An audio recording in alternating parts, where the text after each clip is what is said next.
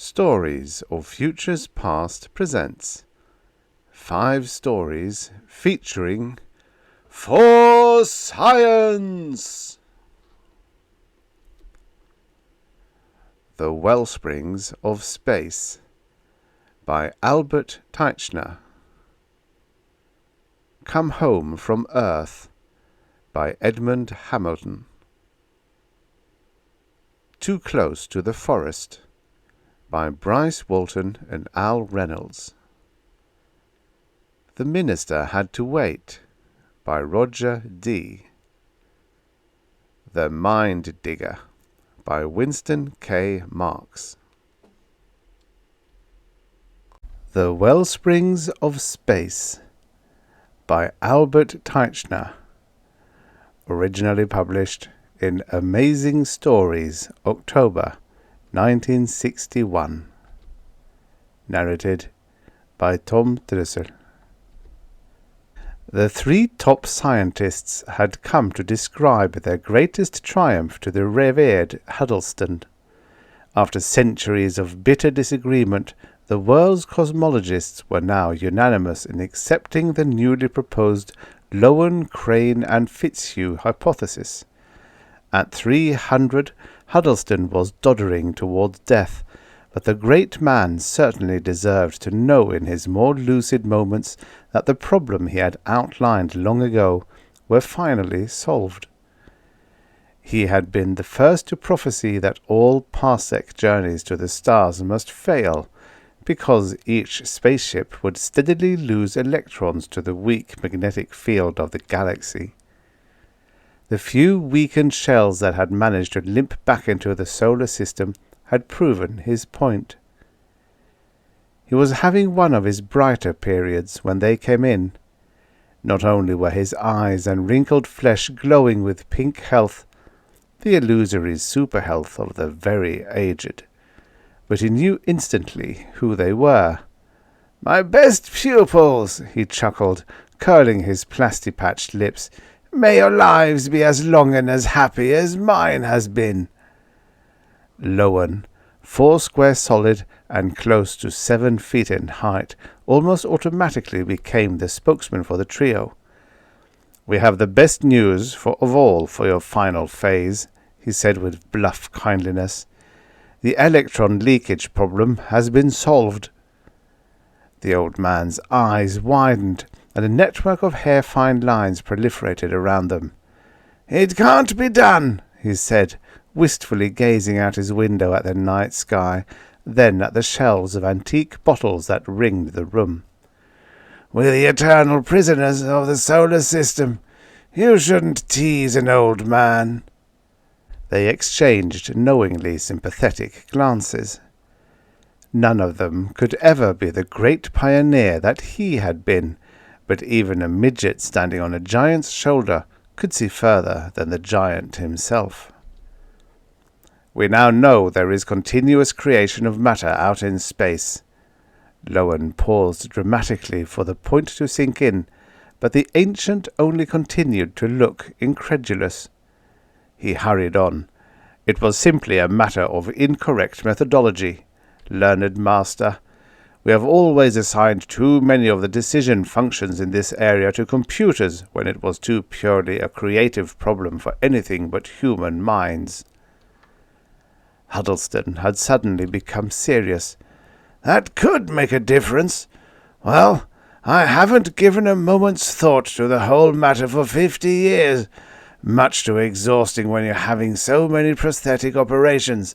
Much nicer to putter around with hobbies like old maps and bottles.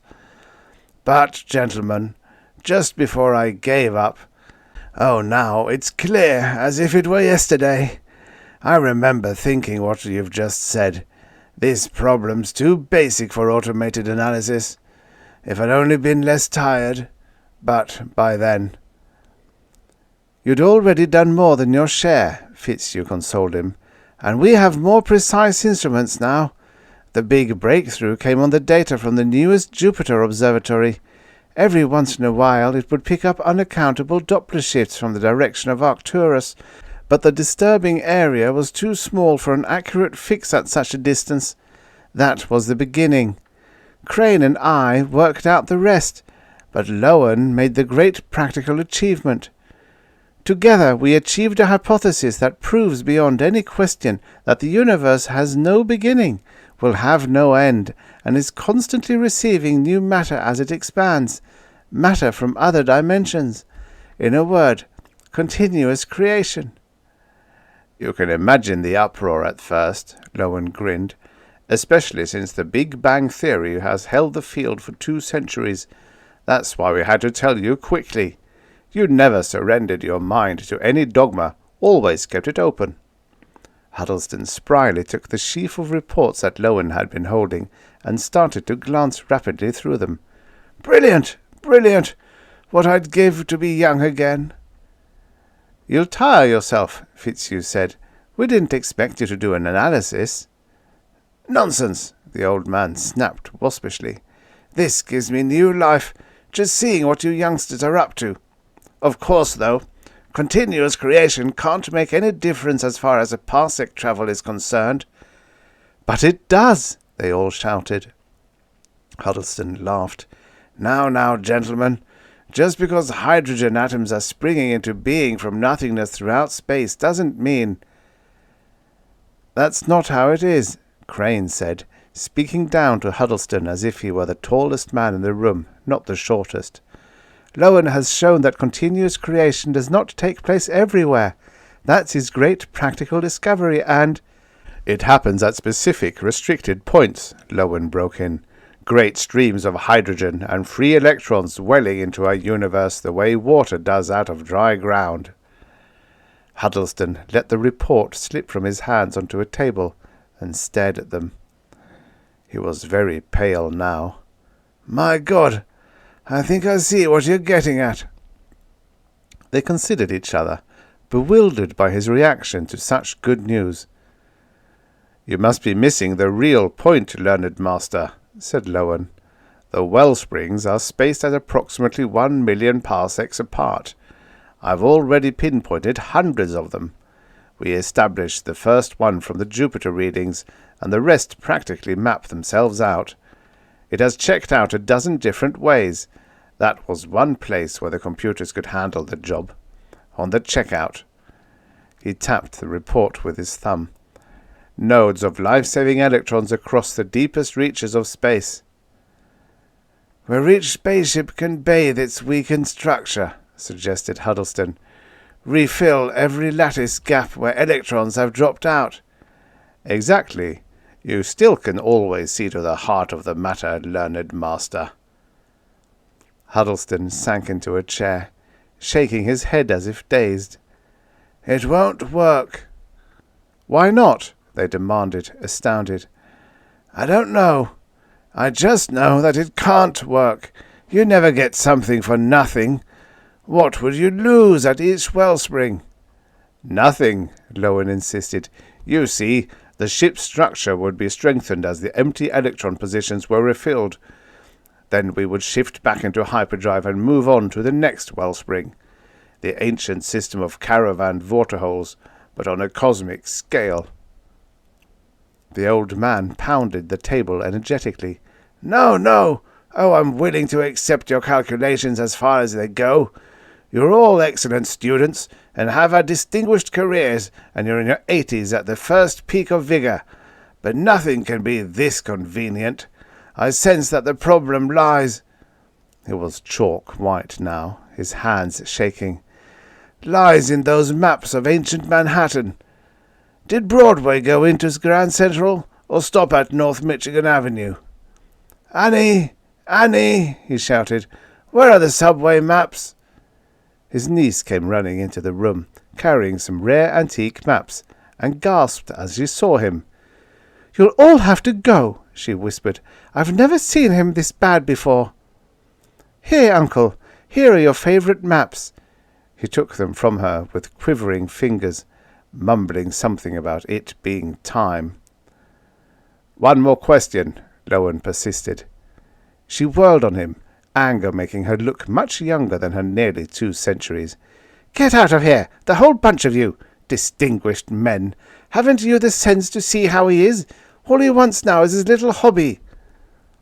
"But we'll have to get an explanation from him," Crane protested. "It's very important." Fitzhugh tugged at his elbow. "Forget it, Crane. His mind's far away now." They retreated to the door. Eunice Huddleston gave them one sharp glance, then turned back to her uncle, who was slipping into sleep, his face still deathly pale. They stopped in the garden outside the great man's house, and Crane shook his head, worried. "I'd give a lot to know what he was thinking about." Lowen thumped his back encouragingly. "He was a very great man, but, well, after 300 years, he's entitled to the special pleasures of senility."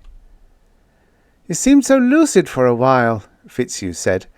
"I mean when he saw the point of moving through the Wellspring nodes to overcome materials fatigue." He shrugged. "No, you're right, Lowen. We'll have to go to the President without Huddleston's backing." "I was thinking about his prestige, but his support really wouldn't have proven anything." Lowen shook his head. "I had no idea he had gone downhill that much in the last 20 years. They joined in a sympathetic sigh for past greatness, then hurried on to the business of the future. President Collins was pleased to see them. He was even happier when he was shown how the recent, highly publicized discovery of the space nodes of continuous creation could be put to practical use. "There's a serious sociological problem that this can solve for us, gentlemen. You probably haven't given it much attention since your interests lie in other directions." "We leave that to our political leaders," Lowen nodded. "They're thoroughly competent to do so." "Thank you, Professor." "No, President Collins, you're right. I don't have time to bother with imprecise life studies." Lowen tried to keep contempt out of his grin. "A little entertainment, somewhat more theory, and lots of practical technical applications. That's my personal prescription for staying fully alive." "Anyway, your work fits the present social bill to a T," President Collins went on, choosing to disregard the unpleasant aspects of his visitors' one-sided nature for the pleasant fruits they had borne. "For close to 2 centuries now, we have known we were trapped in the general area of the solar system, and society has learned to live with a limitation. But lately, an indefinable restlessness has been growing. Nothing in the least serious, but it's there, and continuous entertainment, study, and sports just aren't enough to eliminate it. This renewed outward movement can, though. I'm backing your request for a new Stellar Reaches expedition to the limit of my strength." He rubbed his chin, smiling sadly. "You know who we ought to get in touch with? Old Huddleston. He deserves to know. Come to think of it, his opinion would still carry plenty of weight with many people." "We've told him," Lowen announced. "He was enormously impressed with the solution." "Good, good. Now there's an ultimate master if I ever heard of one. Knowledge in every area, the humanities, mathematics, logic, poetry, physics. What did he think about fatigued metal revival at the Wellsprings?" Lowen squinted. "Sad thing, Mr. President. We couldn't get much of an opinion there. He's so worn out." Lowen disregarded Fitzhugh's conscience-stricken look. "But he did grasp what we told him before he relapsed." "It is a sad thing, isn't it? Well, the years get us all one way or the other, don't they?" "I guess so," said Lowen. "But, Mr. Prez—" Collins perked up. "Tell you what, though. He's liable to get a clear period any time, and we really should have his thinking on this. I'll have that niece of his notify my office as soon as it happens, and we'll go right over." "He's in very bad shape," Lowen hastened to say. "It would just wear him down more." "That bad, eh? Then I'd better make certain we get to see him very soon." Lowen glared at the floor, ready to kick himself for aggravating an already touchy situation. The inter-video snapped on. "Could you come out for a moment?" his secretary whispered on screen. She looked very upset. "Certainly, Helen. I'll be right there." President Collins turned to them. "I hope you gentlemen will excuse me." "Of course, Mr. President." They all rose and bowed slightly in his direction. "Maps," President Collins smiled just before he went out. "That's his big hobby now, isn't it? Wonder what I'll go in for when I reach the intermittent senile phase." He grinned. "Oh well, I still have a century before that." As soon as the door shut, Lowen whirled on his associates. "What the hell's the matter with you two? You looked as if you were going to spill the whole beans about the old man. We have to watch our step." "But the implication about his reaction was somewhat distorted," Fitzhugh protested. "Somewhat distorted? Well, what of it? The most innocent little distortion I ever heard. We don't even know what Huddleston really means, do we?" "That's what I mean by distorted, Lowen. You didn't convey that impression." Lowen exploded. "You're making me sick. You too, Crane. You looked qualmish." He leaned forward, spitting his words through clenched teeth. "The hypocrisy of it! You lied to your own soul if anything got in the way of this project. But now you can make nice, prissy postures because I'm doing the so-called dirty work for you." Fitzhugh waved for calm. Agreed, Lowen. It is much more important than a squeamish little point." "Much more important," seconded Crane. Collins made a grim-faced return. "I have news from Huddleston's niece." The three men tensed. "What?" asked Lowen. "Gentlemen, you were right about the seriousness of his condition. He's dead. She said he became so excited about something you had told him that he had a serious relapse. He started to babble incoherently and never returned to articulate speech." They leaned back, more relaxed. "A terrible blow," said Crane. "The least we can do is carry forward his work." "You're absolutely right." Tired, he rubbed his silver eyebrows for a moment. "Gentlemen, I'll see to it that the expedition gets every bit of support it needs."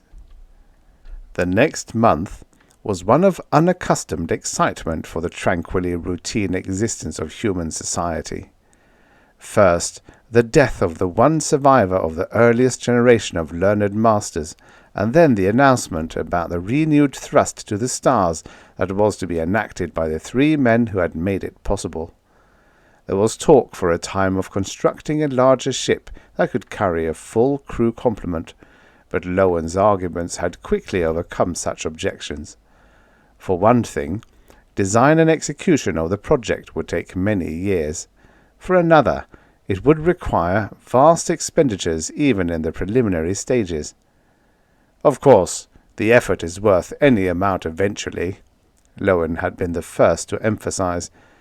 "But why not wait until we see what the results are from the smaller design first?" "Very reasonable," President Collins had agreed. "You three have sacrificed your own interest far beyond the call of duty."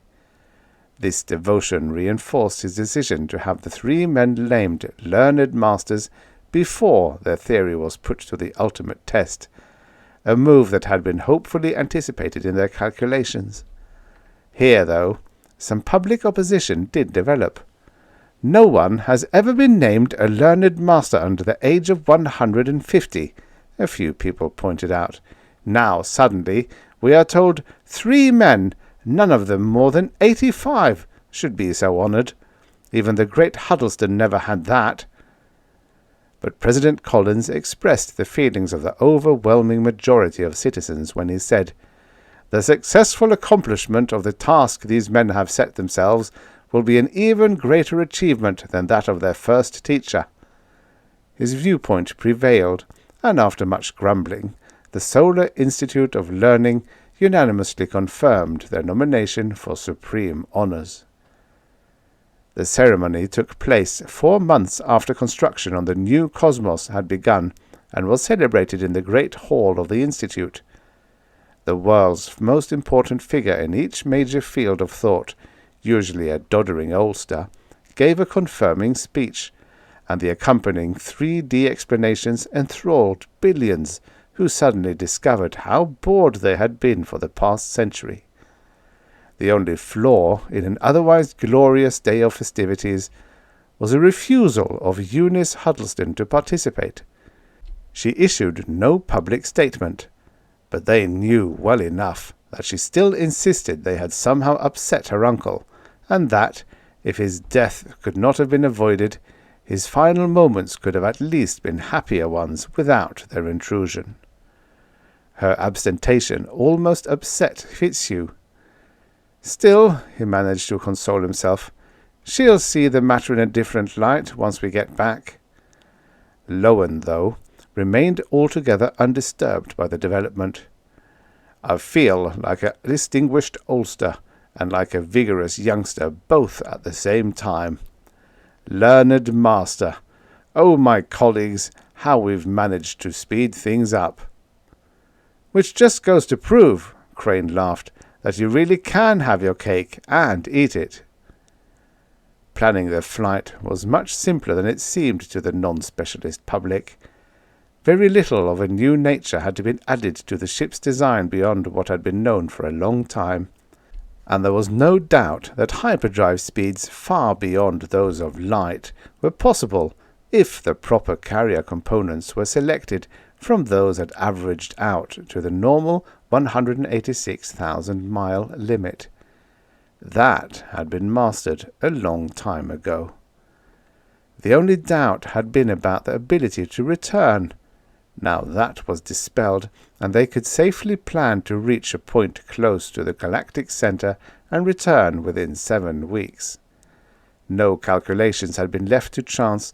The survey of all known factors showed that it was no more dangerous than a journey within the solar system, and that certainly was routine by now. If anything, popular enthusiasm increased the longer the project lasted. Thousands of men threw themselves into the round-the-clock effort, and 9 months after construction had commenced, the great sleek ship was ready. The new Cosmos took off on a morning of bright spring sunlight, but instead of immediately moving on to special carrier components, stuck to solar velocities so that they first could make a triumphal tour of the system. Approaching Mars, they were met by a great fleet of commuting liners rising to greet them with an enormous display of atomic fireworks, and in their circuit of Saturn they were treated to a special auroral display. Then, 2 days later, the last planet behind them, they moved into hyperdrive, heading for the first node of continuous creation. Crane made his 100th recheck and said, "We'll be there in 40 minutes.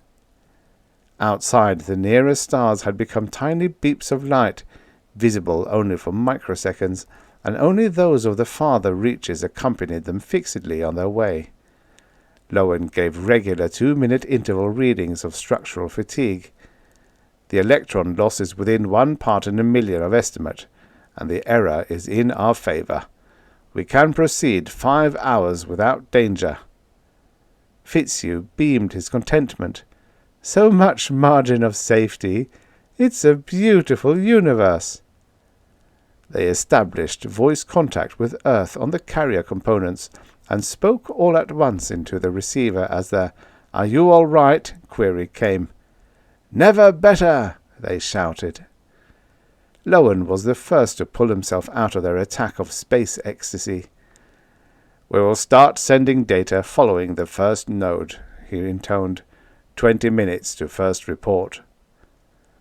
Then, suddenly, they were entering the area of continuous creation and looked out with awe on the one mystery in the universe that was even greater than that of life itself.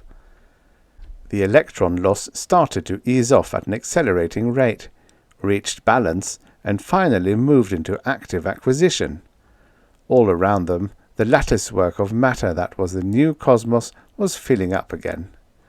They hurried to their assigned stations and intently studied the readings until the ship, as good as new, had passed beyond the initial wellspring. Crane was the first to notice. After staring, hypnotized, at the master dial before him, he suddenly became aware of his hand resting on the console below it. "My God!" he croaked. They turned to look at each other in horror. "Turn back!" Lowen shrieked. "We can't," Fitzhugh moaned. "It's set for the next node." He struggled desperately with his console and shouted into the sender. "Top secret scramble to President Collins! Top—" He fought to get the words out. "We're reversing back as soon as possible. It's all wrong. This way won't work. I can't talk much longer," he wheezed. "I've set for automatic return after the next Wellspring. My God, it was so beautiful, and it is so horrible. We're heading straight into the next Wellspring now. Then the contact went dead.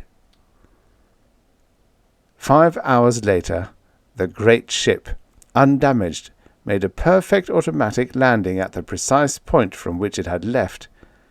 Collins and a staff from the Institute were already waiting there, nervously wondering whether they would really have to start looking for a new approach to the star travel problem. "They have to be all right," he said as the ship came down. "It's in perfect shape. Probably some space hallucination."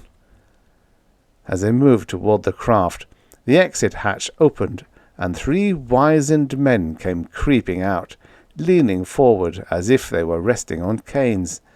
Their individual differences were barely distinguishable beneath the levelling networks of wrinkles, but they were giggling hysterically. "Old bottles!" Lowen kept cackling, and each time he said it, Crane and Fitzhugh joined him in wild laughter. Collins stared, wide-eyed. "What was it?" he said.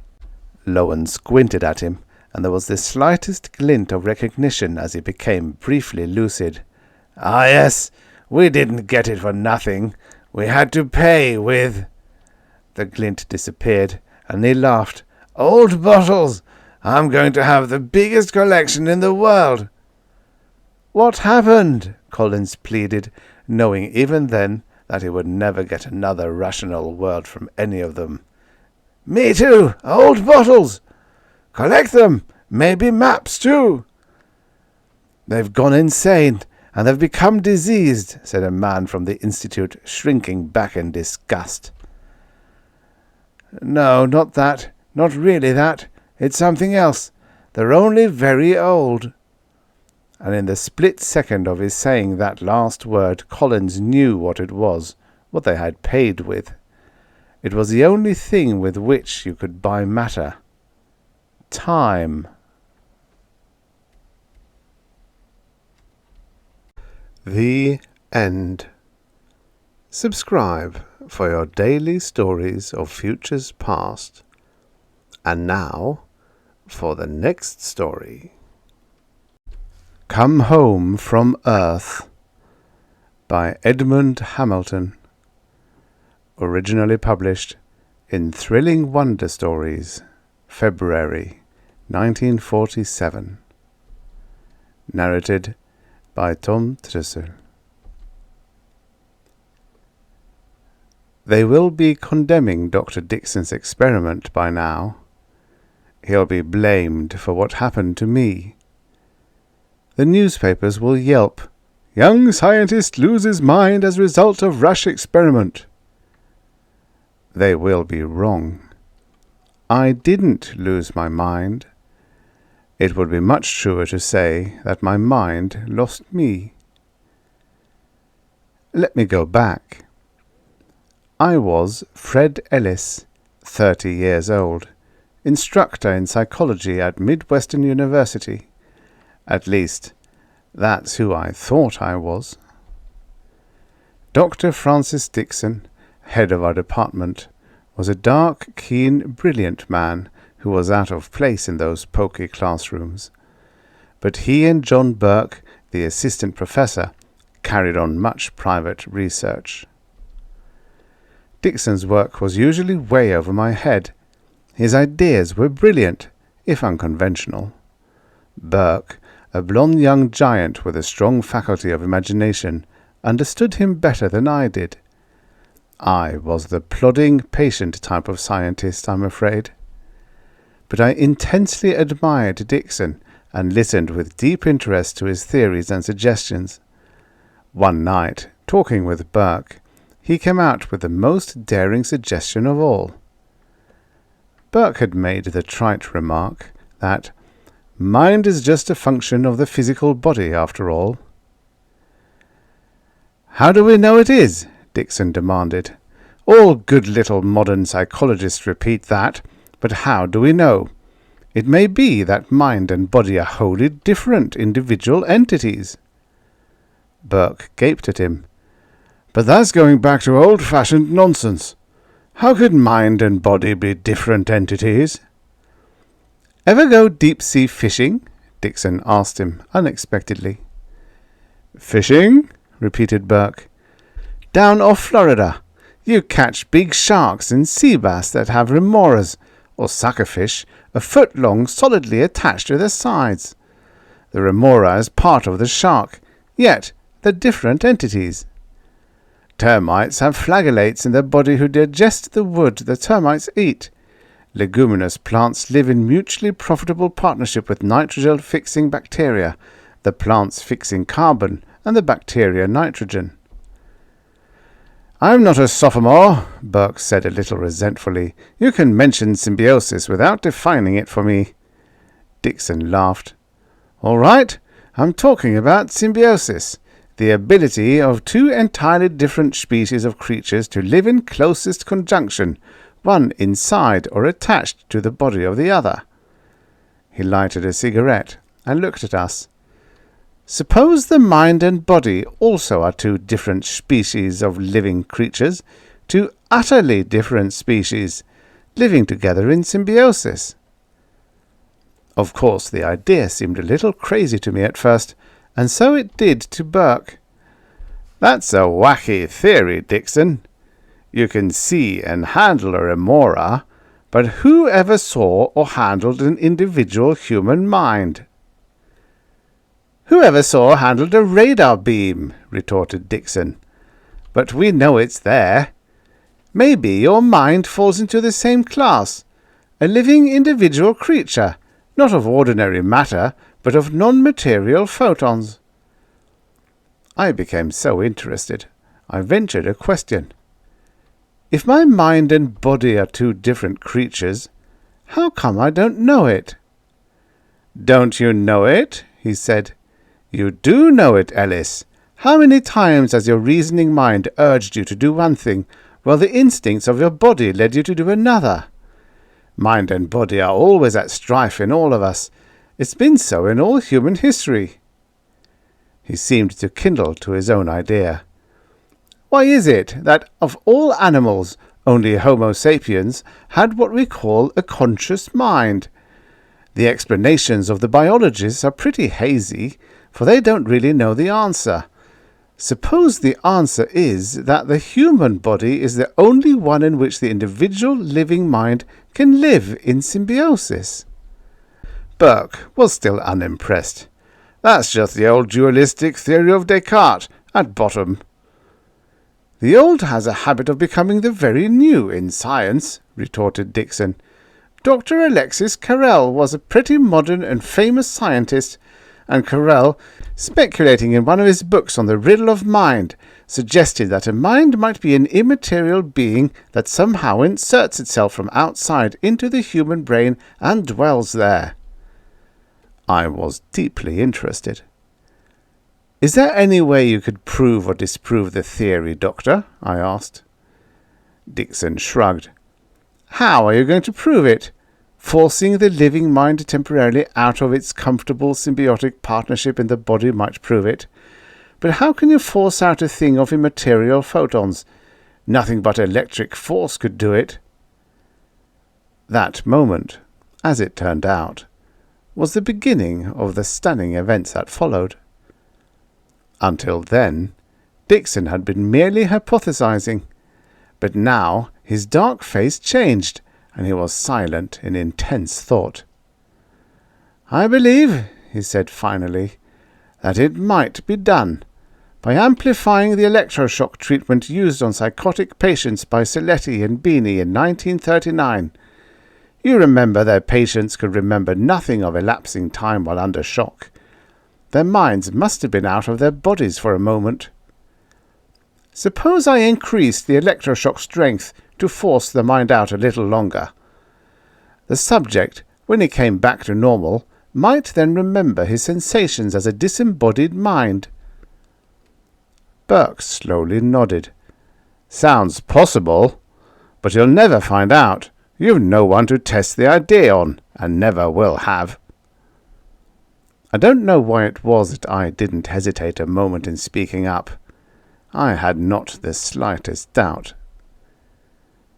You can use me as your subject, Doctor, I said. I believed now it was my vain desire to emulate Dixon, my consciousness of my own lack of brilliance, that made me seize a chance to distinguish myself in an epochal experiment. You, Ellis? Burke looked shocked. But Dixon didn't. A little light leaped into his eyes as he looked at me. He liked me, I think, but that liking meant not a straw when compared to the intensity with which he pursued any research. You know, of course, that it would be dangerous, he warned. The object would be to force your mind free of your body for all of a few minutes, then let it return so you can describe your sensations. This body-mind partnership, if it really exists, must be about the closest symbiosis in existence. Tampering with a partnership might have disastrous results. Dixon didn't mean to do it, I'm sure. But just such solemn discouragement as that was exactly what would add to the eagerness of a young enthusiast like myself. That very night I wrote out a letter volunteering myself as a subject in the experiment and freely exonerating Dixon and Burke of any possible unpleasant consequences. 2 nights later, Dixon had his preparations made. I think he rushed things lest I lose my nerve. But I was more keen on the thing than ever. Even if things did go wrong, I saw my name in the books as a hallowed martyr of science. He had set up a simple generator whose output could be graduated between 70 and 100 volts.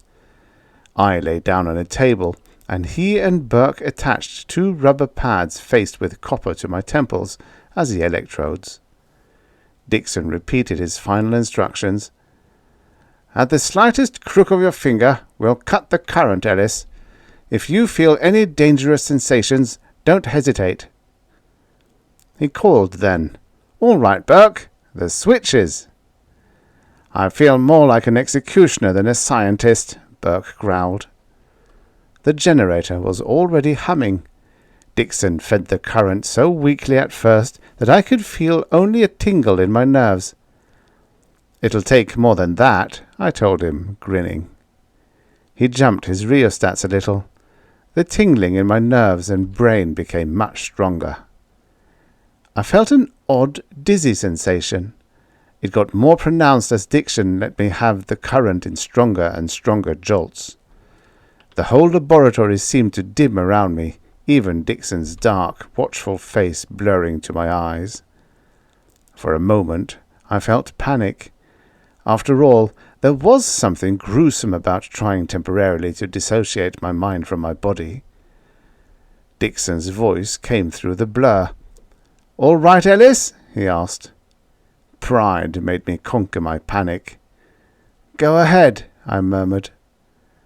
All consciousness of bodily sensation vanished in a whirling blur as the jolts of current came faster and faster. I had a ghastly sensation of freedom. Can freedom be terrible? Freedom for your own body can, at least at first.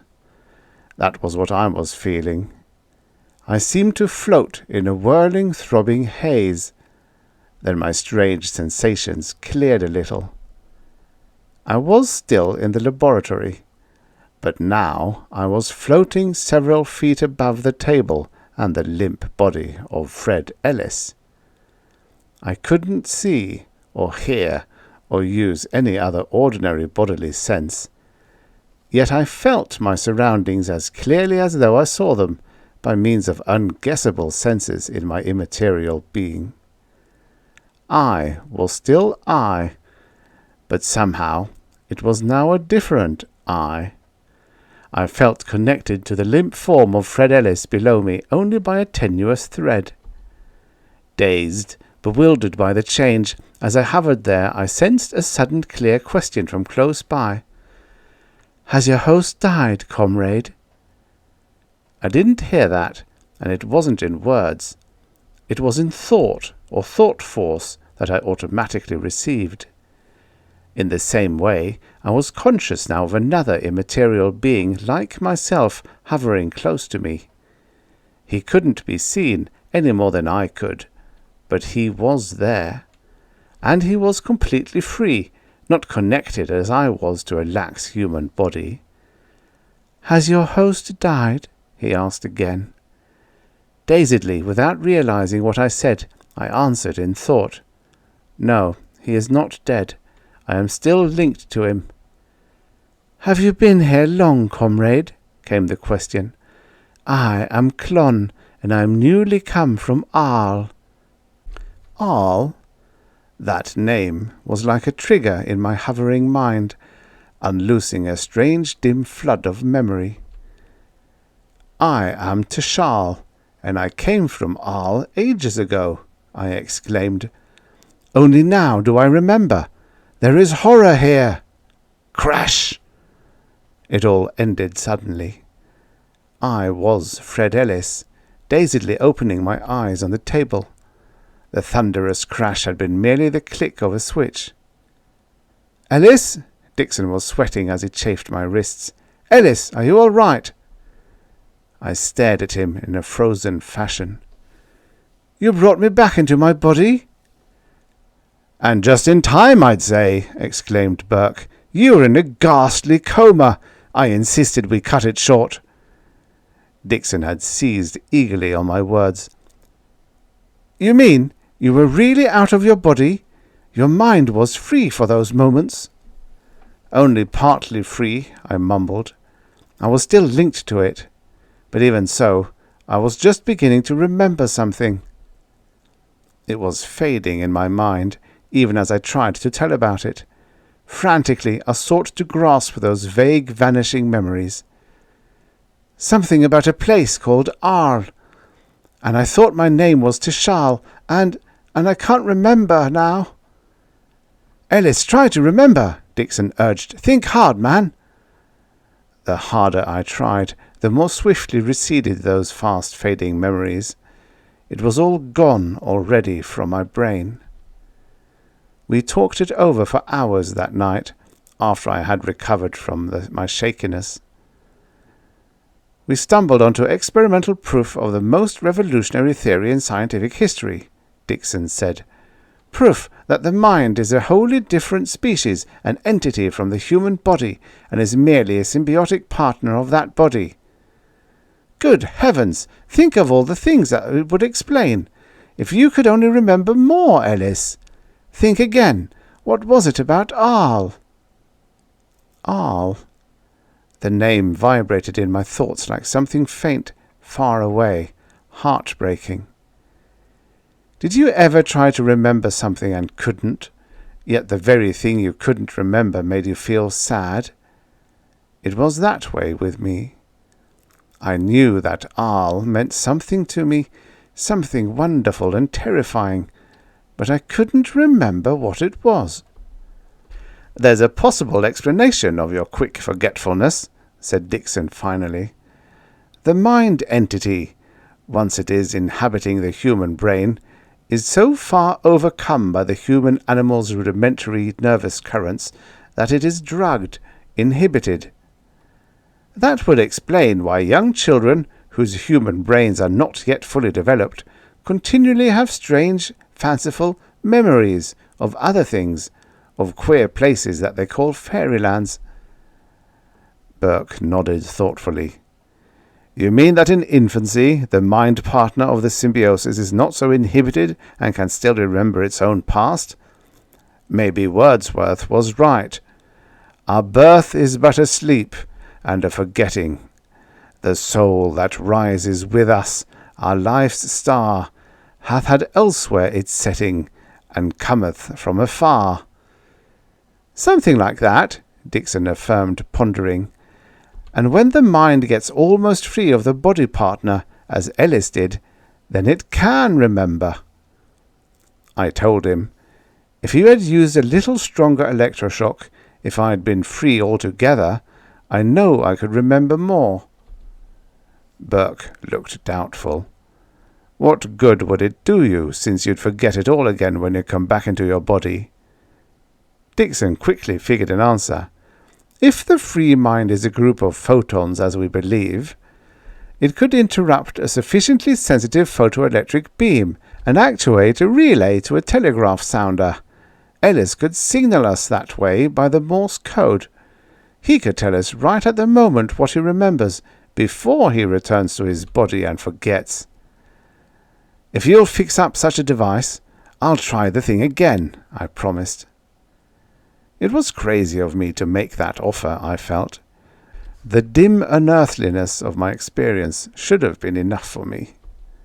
But I was haunted by that most maddening of feelings, by a vain desire to remember something forgotten. Somehow I felt that Arles, where I had been to Charles, was so vastly important as to overrule any danger to my life as Fred Ellis. I had a premonition of beauty and wonder and horror, all waiting to burst upon me. If I could only remember them! So the next night, when I again took my place on the table, it was with increased eagerness.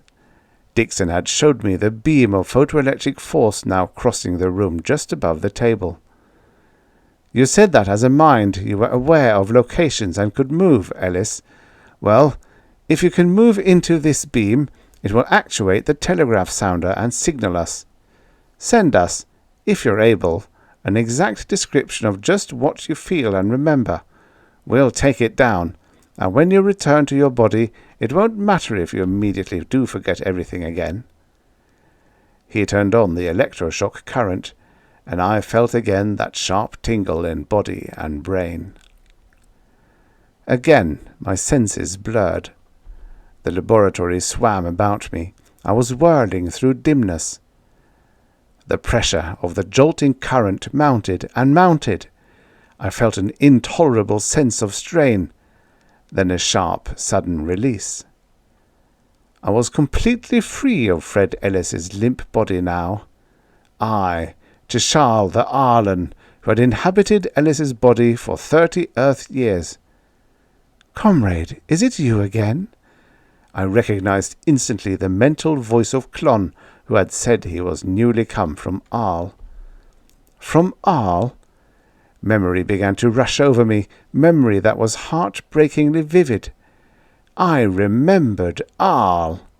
I remembered our world of supernal beauty and splendour that lay far, far across the cosmos from this drab, heavy little world Earth.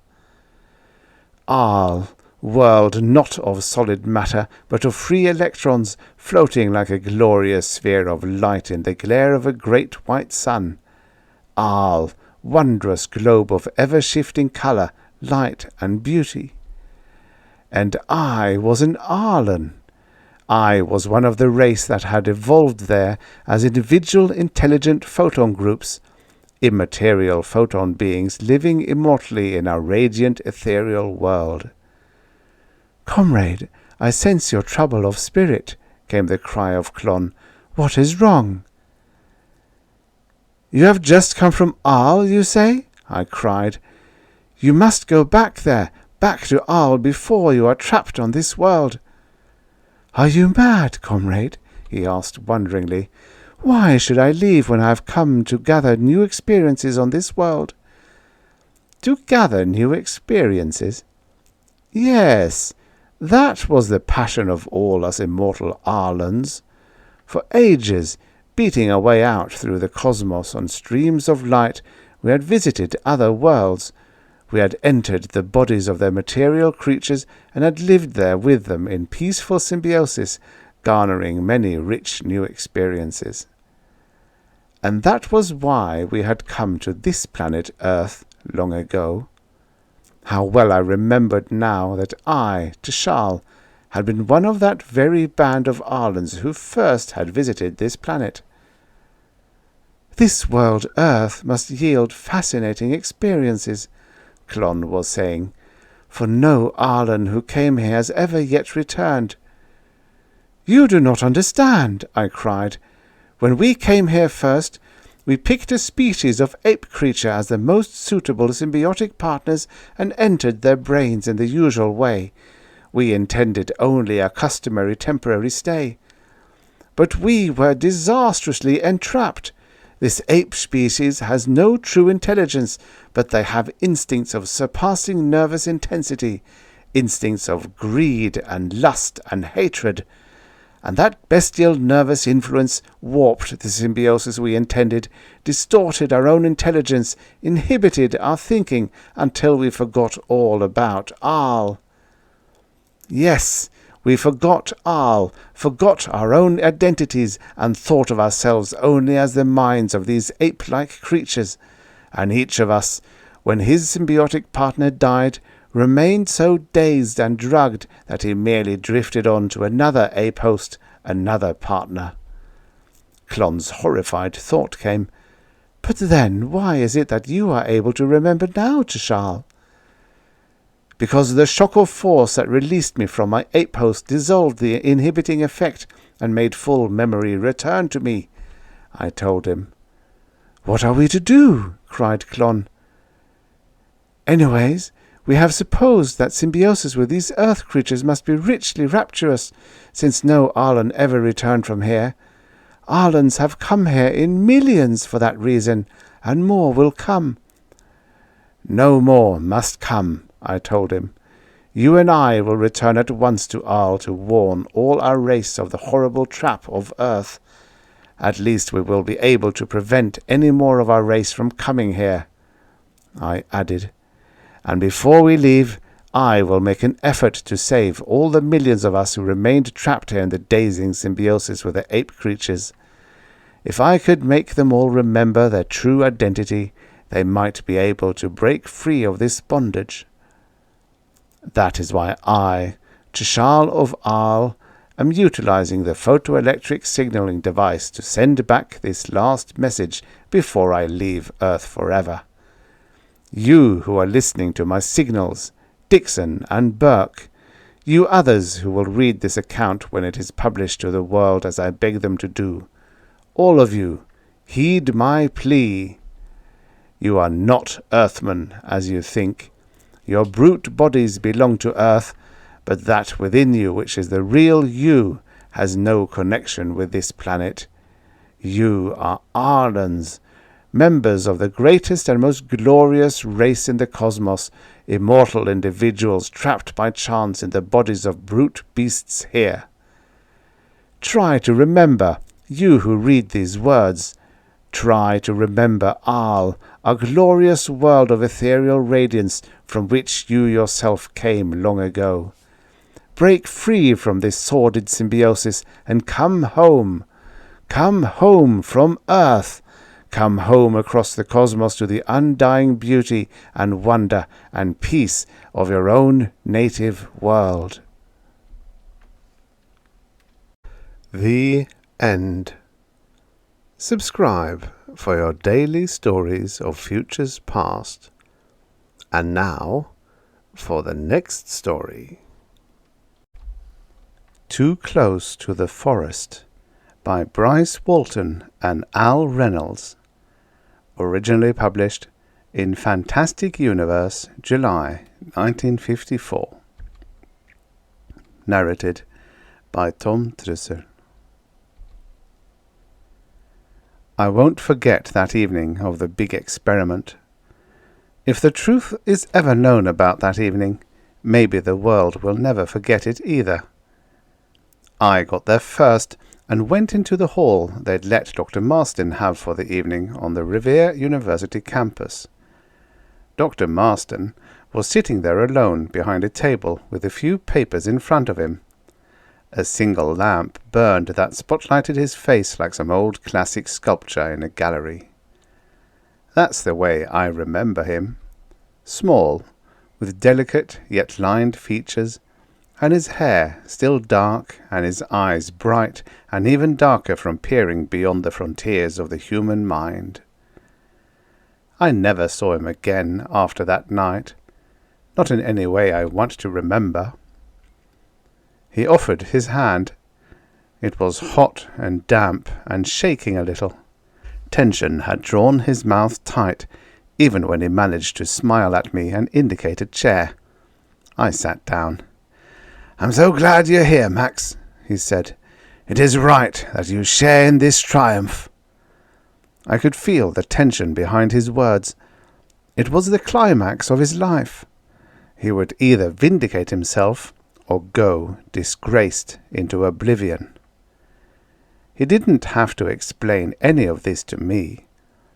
I guess I was closer to Dr. Marston than anyone had ever been, except his wife, of course. She had died 10 years before. From that time on, he lived for his work in experimental psychology. Until finally, much to everyone's shock and disbelief, he turned to parapsychology, and I worked with him against the heart-breakingly rigid demands of the scientific method. I was only a graduate student working for my doctor's degree at the time. A term paper I'd done had impressed Marston, and he had gotten me a scholarship. During the 4 years after that, I was his assistant and confidant.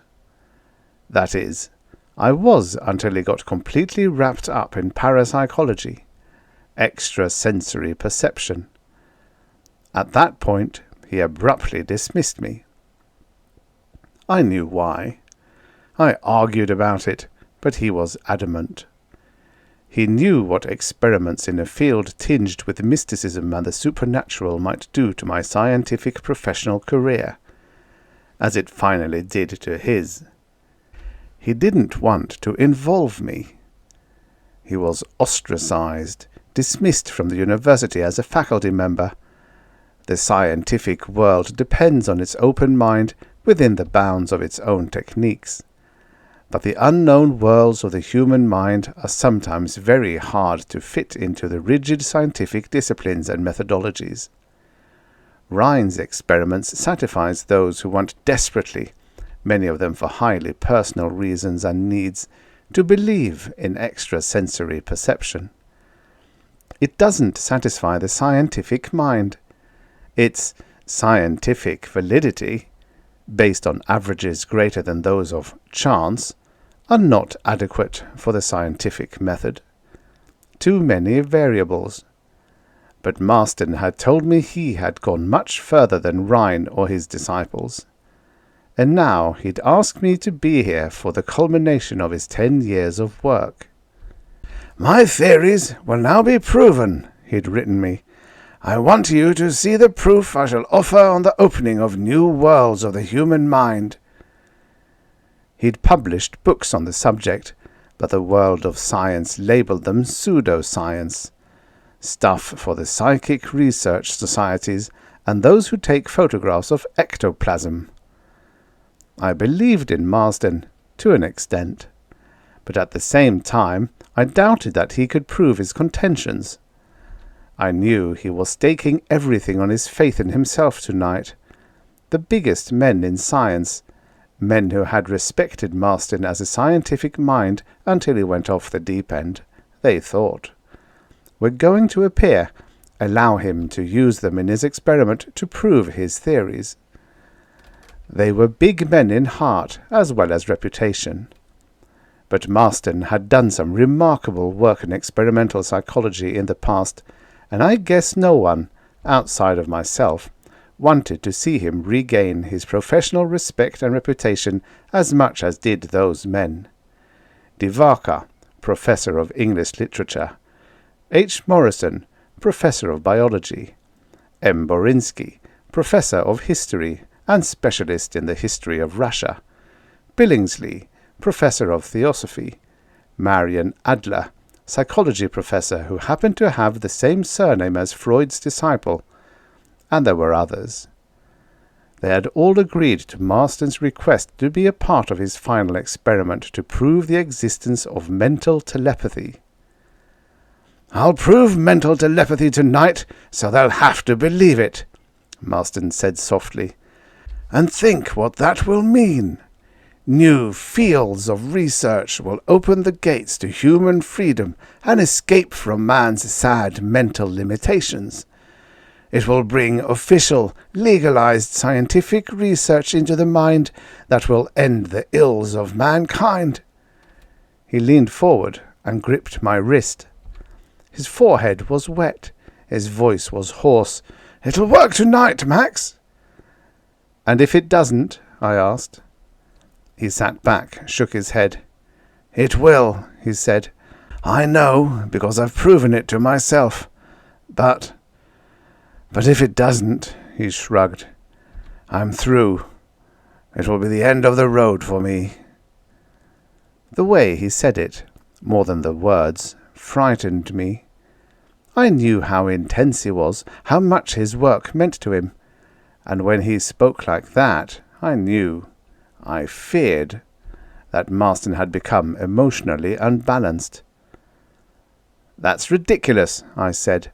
"You can go ahead with your work, regardless. Some of the greatest scientific advances have been made against the popular grain. In fact, most scientific work. Remember Galileo, Newton." He shrugged. "Matter of temperament. I know my own limitations, my weaknesses. But I know this experiment tonight will work. Listen, Max, I don't care about publicity. I've invited no reporters. I want only these scientists to know, that's all. They're the ones who have to be convinced. To give the field of parapsychology respectability so that the vast resources and brains of science can be turned loose on it. That's all I want." He looked at me intense, earnest. "Max," he whispered, "the rumors that are circulating about me. I've heard about them. They think I'm unbalanced mentally. You've heard that." I was embarrassed. I had heard. Everyone had. I said, "You're respected as an honest and scholarly man, a genius in the field of psychology. These men, if they speculate at all along that line, think you've deluded yourself by the will to believe in your own experiments. Wishful thinking, some call it. I don't believe anyone thinks your capabilities in normal psychological work have diminished. If anything, they're probably stronger." He managed a thin laugh. "Well," he said, "tonight will prove something, anyway." I remember the greetings when the other scientists arrived, the slightly embarrassed attempts at conviviality. Within half an hour, all of the 9 men arrived and were seated before Marston's table. All his former co-professors at the university where Marston no longer taught. I could see that Marston was obsessed almost as much with proving that these men's lack of faith in him was wrong as he was in proving his own theories right. I felt apprehensive as Marston started to talk, but as his self-confidence, his obvious faith in himself began to show, I felt better. His enthusiasm and confidence was so contagious that it even affected the 9 scientists so that they too became more interested than embarrassed. "Gentlemen," Marston was saying, "you know from my letters why you have been asked here. Needless to say, I am grateful beyond words that you came to be shown proof of what you refused so far to believe, and with good cause. Tonight I shall demonstrate scientifically the existence of mental telepathy. I shall prove to all of you in an interrelated and undeniable way, so that there will be no doubt concerning my facts. No doubt whatsoever." No one else said anything. Feet shuffled, and there was a cough or two. All of them knew what this would mean if Marston could prove his theories, what it would mean to him if he failed. Marston went on, "If I show that you can read my mind, that should prove my theories to your satisfaction. I shall do this without any hypnotic suggestion. I have not told anyone of the techniques which I have worked out over a period of years, not even Max Reinach here. This will be my first group demonstration of my theories. Until I was ready to give conclusive scientific proof, I did not confide fully to anyone, even to Max, my closest associate. He had told me a little, that is true. So little, in fact, that I knew not much more about his theories than the rest of the scientists gathered here tonight. And so, gentlemen, I shall get the experiment over with as quickly as possible. There are 2 rooms, as you see, one at each end of the hall. I shall go into one room and lock the door. It is impossible for me to see or hear anything that goes on outside that room. Before the experiment starts, I shall ask you to examine that room yourselves in any way you like. Divaka and Dr. Morrison went into the room, examined it thoroughly. Then one of them stayed inside while the other came out, closed the door, tested for sound. Finally, Morrison said, "We agree. It is a sound-proof room. It is bare inside. There is no opening other than this door." "Thank you," Marsden said. "Max, will you hand each of these gentlemen one of these cards and a pencil?" I took the cards and pencils from his table and handed them out. "Now," Marsden said, "one by one, you will go, in any sequence you desire, into that other room and lock the door. I will be locked in this room that you checked. A bell in the room that you are in will ring. That will be the signal for you to leave the room and for someone else to go in. During the time each of you is in that room, please keep your minds open, receptive for a thought impression you will receive from me. That is all there is to the experiment. Excepting this." He lifted a sealed envelope from the table.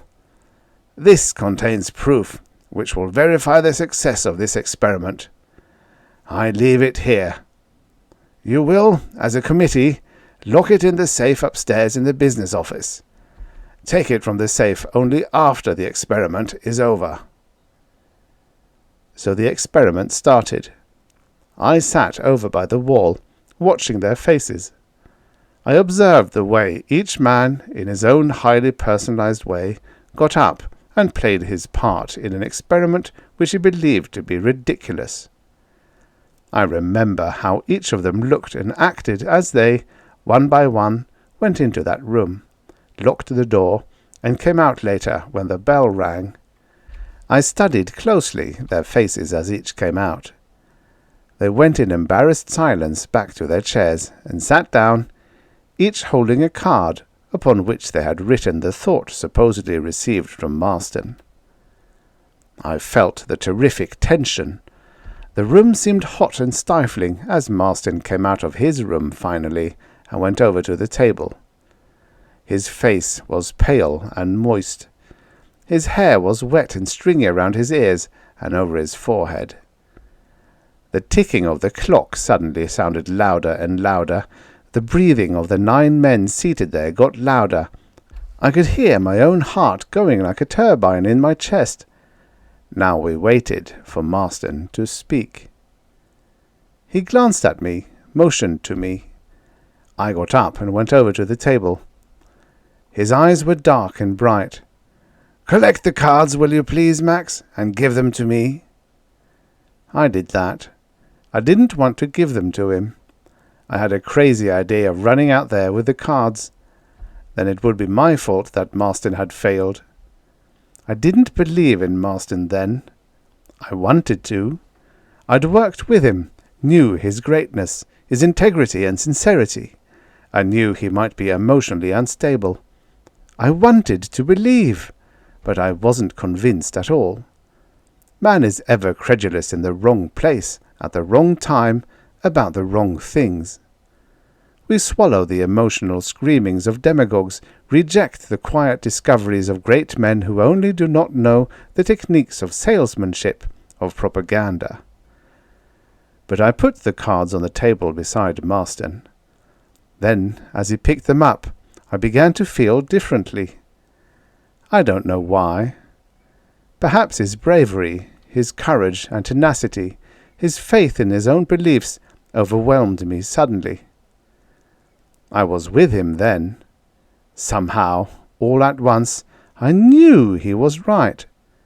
Suddenly I had all the old confidence and trust in his genius that I had had years before when I'd worked with him so closely. The silence in the room then was paralyzing, a thick, binding tension. The 9 professors stood up, as if sitting now was untenable. Professors of English literature, biology, astronomy, music, medicine, psychiatry, history, physical education, religion. They stood there waiting for Marston to check their written thoughts on the cards. Marston spread them out like a hand of bridge and looked at them. His muscles jerked once, as from a galvanic reflex, like a man suddenly touched with a high-tension wire. He cried out, as from deep and racking mental pain. The sound hit into the room's silence like metal into flesh. He dropped the cards abruptly, and they spilled over the table. He stared at the floor between the table and the 9 men facing him. His voice sounded far away, muffled. "Gentlemen, I've failed. I've failed miserably." He swayed. I ran around the table and caught him to stop his falling. His muscles quivered under my hands. He pushed me away. His eyes were hot and a little wild. Then he stood up straight, like an old soldier at bay. "I'm sorry you have had your valuable time imposed upon so inexcusably. No need now, I assure you, even to open the sealed envelope. I missed in every case except that of Professor Adler. My success with her I attribute entirely to chance." He took a step backward and whispered, "Good night, gentlemen. Good night, and goodbye." I called out, but he went on out the door. I ran after him into the hall, but he had ducked out a side door. I followed him across the darkening campus, but his car roared away before I could reach him. I did not have a car, so I could not follow. I didn't talk to the others. I went home, and I began to phone, trying to locate Marston. I called every few minutes, and I called the police and everyone who knew him. The police said they would put out a dragnet if he didn't show up within the next 24 hours. I had explained he was in great distress, that I was afraid of what he might do. I didn't sleep well that night. There was no word about Marston's whereabouts in the morning. I began to think that perhaps suicide was the only way out for him now. I doubted that he would be able to face the failure of that experiment he had planned for so long, and on which he had staked all of what remained of his reputation. I managed to get 3 of the 9 scientists to be with me when I went to the office at the university and opened the safe and took out that sealed envelope next morning. Divaka, a small nervous man with constant flighty gestures, Morrison, biology professor, a solemn bald little man, and Billingsley, who had a jaw like a prize-fighter and was big and gruff, but brilliant. They, too, were worried about Marston's disappearance, considering his state of mind. Now we all wanted to know what that envelope contained. Maybe its contents would assist us in helping Marston, if we found him. After examining the contents of the sealed envelope, we sat around the table, and no one said anything for what seemed a long time.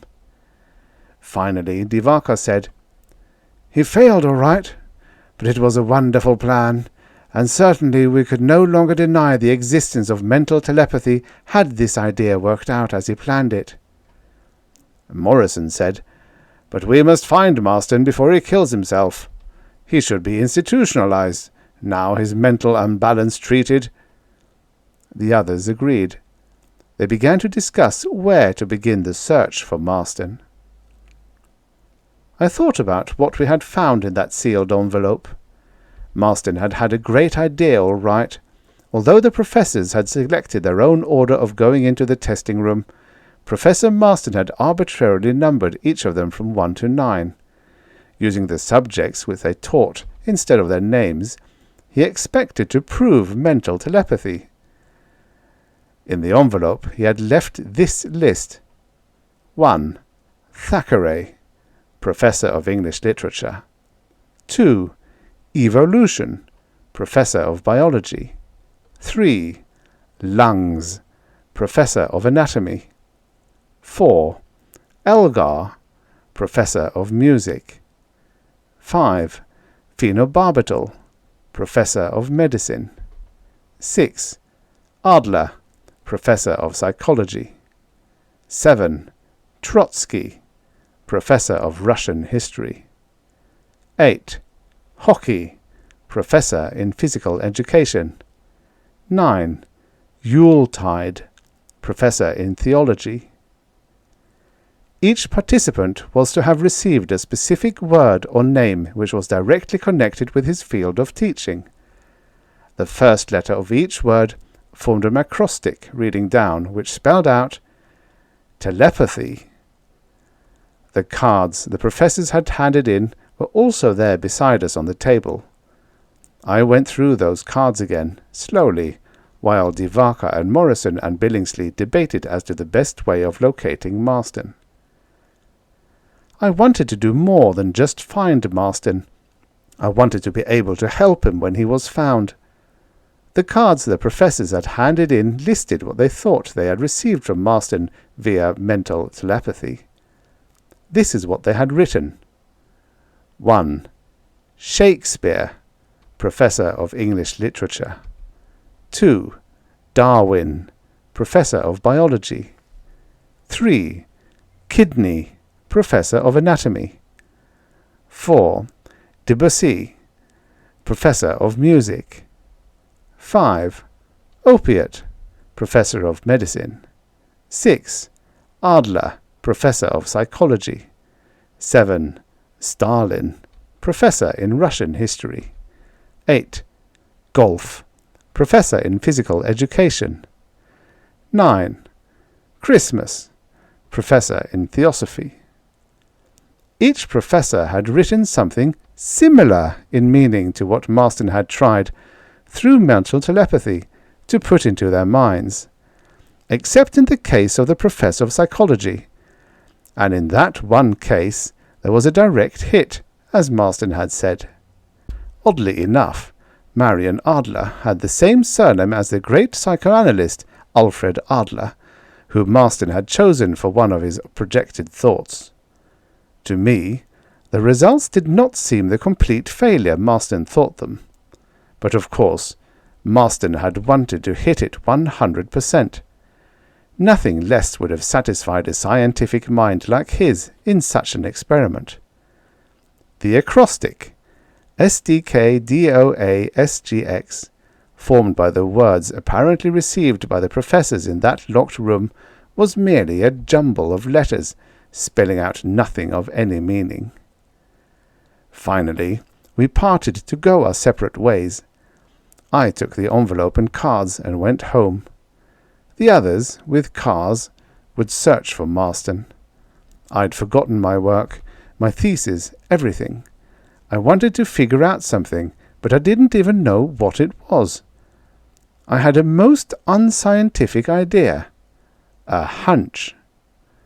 All day I thought and sweated over that envelope's contents, the cards, the 2 acrostics, TELEPATHY and SDKDOASGX.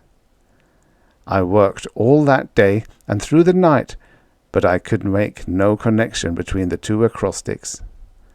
Meanwhile, the search continued for Marston, but there was no sign of him or his car. I sweated it out, trying to convince myself that he wasn't already dead, that when he was found, I, meanwhile, would have found something in the remains of that experiment to give him new zest, new hope. But I didn't know the technique he had used. I kept thinking of that one successful hit in the case of Dr. Adler. Here, I thought desperately, might be the clue to his technique. I stayed up and worked at it another day and into another night. If I could only prove that the experiment hadn't failed completely, then that information could be broadcast, televised, and maybe Marston would see or hear, if he still lived, and then would want to keep on living. It was odd how positive I was that there was something there that would prove Marston right. Maybe we're all aware of much more than we think we are, and could have greater awareness if we could only raise a few mental curtains. I pounded my brains out on that Adler angle. She was the only woman in the group. Maybe that had meaning. I went through some of Marston's notes, but there weren't enough of them, and they weren't the basic ones. I skimmed through books on extrasensory perception, but I didn't get anywhere. And then the phone rang, and I answered it. It was Police Lieutenant Walters at the local precinct station. He had promised to let me know at once if they found any trace of Marston. "We found him," Walters said tersely. "He's on the ledge outside a window of the Loeb building at 5th and Pinehurst." I said, "My God!" Then, "Will you pick me up?" He said, "Yes. Maybe you can talk him out of it. You were close to him. We've sent the emergency squads over. Never know when they'll jump when they're like that. One move at the wrong time, and that makes them jump. I'll be there in 5 minutes." I felt sick with panic and hopelessness. Then, in that moment, out of nowhere, came the flash. The key! It shone there before me all at once, the answer I'd been looking for. I knew it had been there all along, and my mind had gone around it time and again. And suddenly it was there, conscious and clear. I arranged it all in my mind as we rode over to 5th and Pinehurst, the police lieutenant intent on driving speedily through the heavy traffic. If I could get to Marston in time, I could save him. I'd had the explanation all along. I'd read it in a scientific journal, in reports I'd skimmed through on ESP. Marston would understand, if I could get to him in time. He hadn't been wrong, and I could give him proof. A big crowd was gathered in the early dawn, standing silently in the street, staring upward at the small figure on the ledge. The wind was cold and steady, and in the early morning greyness I saw Marston, 30 stories up, hunched against the side of the building. He wasn't a man to exhibit himself for melodramatic recognition. Therefore, I knew he must be very far out of his normal mind. I am sure he went up there to jump immediately. But he had been there an hour now. Perhaps, I thought, he was trying to figure, in a last desperate moment, where his experiment had failed. Trying to find in the mysterious, senseless chaos of embryonic human thought a reason why he should not die. The police got me through the crowd, inside the building, and into an elevator. I ran down the hall of the 30th floor to the room where policemen were working with ropes and steel hooks. I heard one of them say, "We can't reach him. It's no use." I stuck my head out of the window, called Marston's name, but the wind tore the words away, sent them in the opposite direction. He didn't turn his head. I could barely make out his features, dead white and void of expression. "Don't jump, for God's sake!" I called over and over. "Professor, you were right. The experiment was a success. Listen to me. It was a success."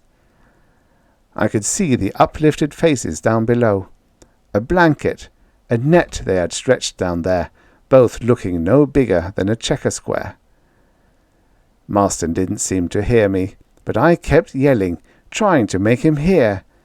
I fought the wind and whatever barrier there was between Marston and myself. But he didn't turn, didn't seem to hear me, seemed unaware of me, of anything that went on around him. I shouted the explanation to him of what I'd suddenly realized. In these ESP tests, the receiving impressions are the symbols on the various cards in a deck.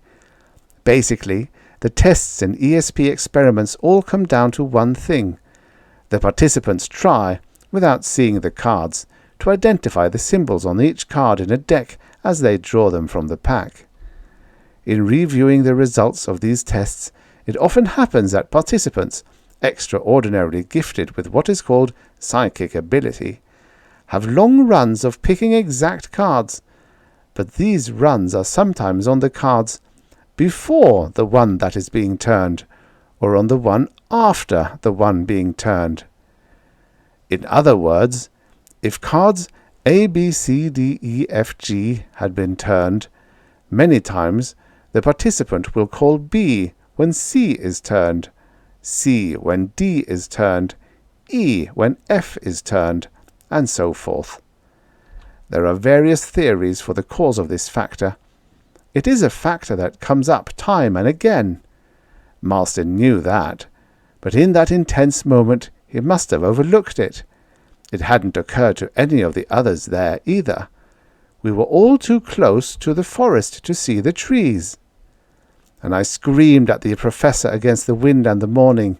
SDK, DOA, SDX form an acrostic, but they're all one letter in the alphabet before the letters that spell out TELEPATHY, except in the letter A for Adler.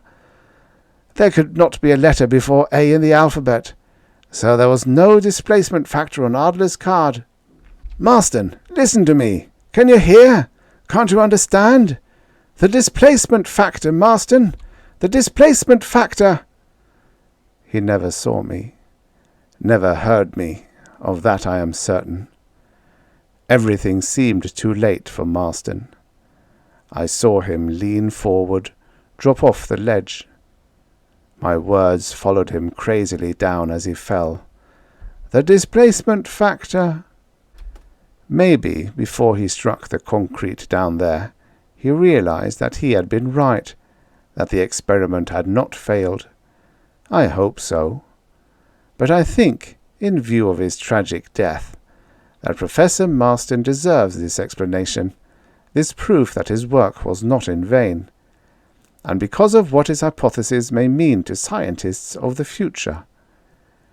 It isn't conclusive enough for the strictly disciplined scientific method, but though others may think his experiment inconclusive, I know that Professor Marston proved the existence of mental telepathy. So I'm going to take up where Marston ended his experiment and his life, and I'm going to do it even though it may mean the end of my career in orthodox science. And maybe, if I keep working at it, and thinking about it long enough and steadily enough, Marston will receive my thought. Then, wherever he is now, if he doesn't already know, maybe I'll be able to tell him that he didn't fail. The End. Subscribe for your daily stories of futures past. And now, for the next story. The Minister Had to Wait, by Roger D. Aycock, writing as Roger D. Originally published in Fantastic Universe, June-July 1953. Narrated by Tom Trussel. Doc Maxey didn't build the dye tube as a weapon. Furthermore, he swore he would be damned if he'd stand by and see it turned into one. Dora and I, Dora is Doc's daughter, and I'm Jerry Bivens, his assistant, were helping him with a working model of the dye tube generator in his Connecticut laboratory when he made that plain to the brass and brains of Allied military, a delegation headed by 2 full generals and guarded by a hard-jawed squad of MPs. But for once the doc was on the wrong end of a browbeating. The generals knew their ground, and they shut the doc up like a $30 shoe clerk. "Since a state of global emergency has been declared," 3-star Corbin said icily, The military has full authority to commandeer the fruits of any independent research. Eastern and Western forces are at the ultimate in Cold War deadlock, a stalemate which must soon cripple the economy of the world unless it is broken. Your dimension tube offers an ideal weapon for ending it." He was right about the deadlock, if not about the dye tube. Every strategically important centre in the Eastern Hemisphere had been impregnably roofed since the early 1970s with a transmuscreen, a force shield that inerted atomic warheads to harmless isotopic lead. We Westerners had the same protection, of course, which brought on the stalemate.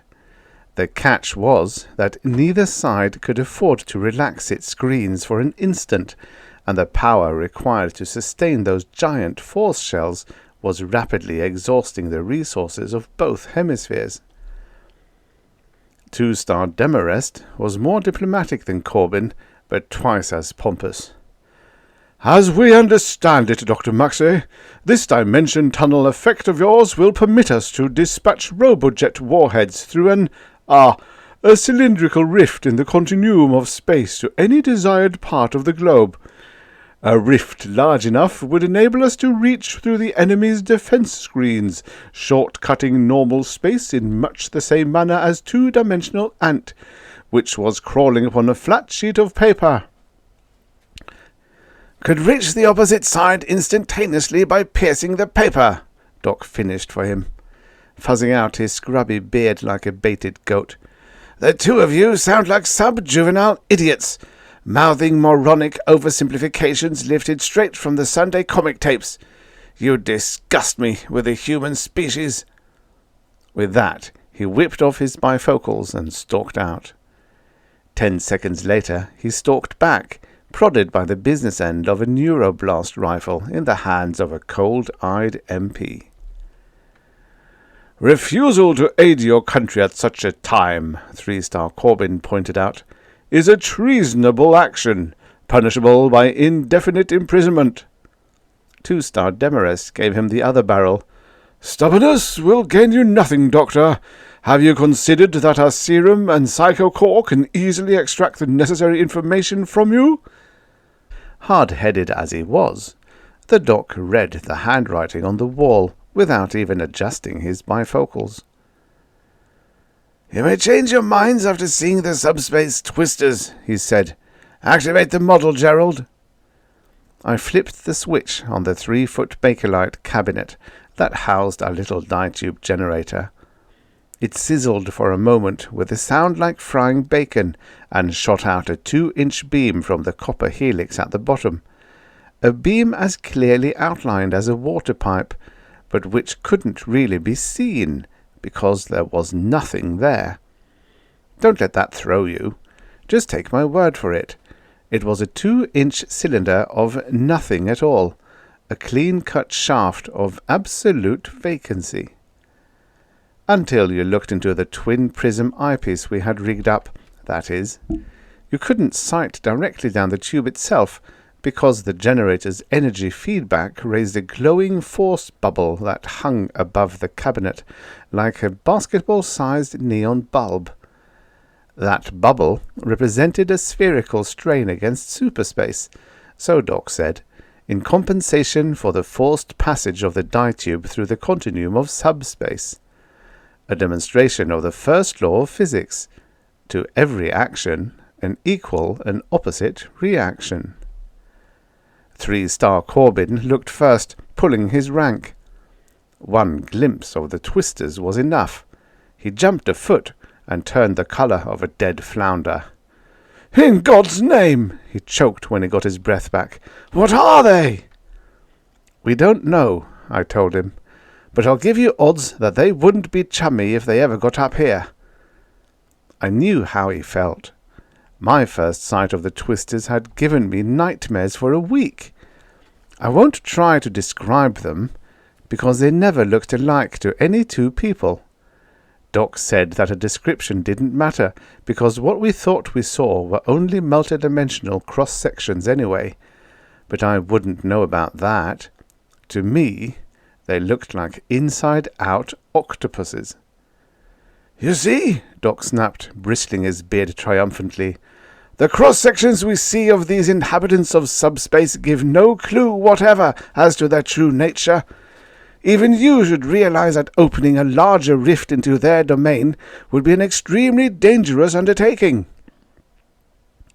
"Allied military," said 3-star Corbin, who had got some of his colour back, "is quite capable of dealing with these brutes if necessary. Dr. Maxey, you will proceed with the construction of a full-scale dimension tunnel." The doc made some sulphurous remarks that were lost in his beard. "I'd rot in prison first," he growled finally, "but for the fact that it would be suicidal to trust such equipment in the hands of morons. A larger generator could extend a dimension rift clean to infinity, and sooner or later some incompetent fool would swing the beam in operation and slice the universe in half." And that was how the brass and brains of Allied military got their big ditube generator built. It took 3 weeks, with Doc superintending and Dora and me doing the work, to set it up and tune it for the test. Doc, being a hard loser, made one last-ditch attempt to argue them out of using the ditube. "The mathematical concepts involved in this operation," he told the generals and their white-smocked technical staff, "are obviously beyond the grasp of your stunted intellects. Therefore, I shall make shift with your adolescent analogy of the two-dimensional ant, which improbable brute in boring through his sheet of paper would find himself, for the duration of his passage, in a plane totally alien and untranslatable to terms of his own experience. Like the ant, we are dealing with a wholly new concept, subspace. My calculations show that other dimensions, there is no way of determining how many, lie above and below our own. In short-cutting either adjoining dimension, we shall be as utterly out of our accustomed element as the ant in the paper. Moreover, the continuum we call subspace is inhabited. Surely even you can see the danger involved." He was right, of course, but it didn't buy him anything.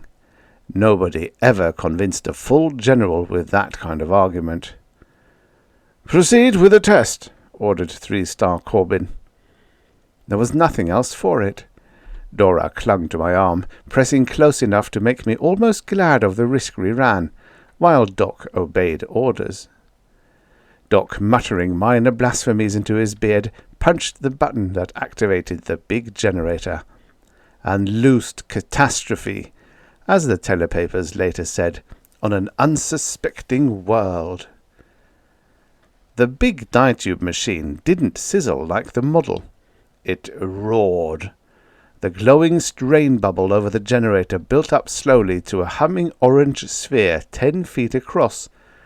The cylindrical shaft of nothingness that speared out of the underside helix punched a hole like a mine shaft in the laboratory floor, a vertical tunnel of absolute vacancy that twisted the eyes half out of our heads with its brain-wrenching alienness. The twisters were out in force, swarming around in the big beam and looking more than ever like inside-out octopuses. They didn't have any eyes, as far as I could see, but I could feel them staring upward, studying us. "Now, will you listen to reason?" Doc demanded, and reached for the switch. "I'm going to turn off the beam before—" Catastrophe stopped him.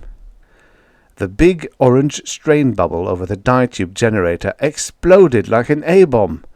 Concussion rocked the room, shattering windows and piling brass hats and technicians together in aimless heaps. Dora and I landed together in a corner, knocking over the little cabinet that housed our first model ditube generator. The big generator overloaded, pouring out black smoke. Relays slammed like trip hammers, shutting off current. The ditube shaft in the floor blinked out, taking the twisters with it. But another dimension tunnel speared downward through the roof, ending at the spot where the exploded strain bubble had been. And it wasn't ours. It was packed solid with what looked like bed springs, coiled and conical, 8 feet long and blazing with a crackling bluish light that hurt the eyes. They slid down the beam and popped out into the lab with a swift precision that meant they knew exactly what they were doing, to cluster like sizzling blue glowworms about the smoking generator. Half dazed as I was, the truth hit me with a shock that curled my hair like an Angora rug. Those sputtering fireworms were not ganging around the dead generator just to get warm. They were studying it. I got up somehow and headed for the laboratory exit, carrying Dora's limp form in my arms.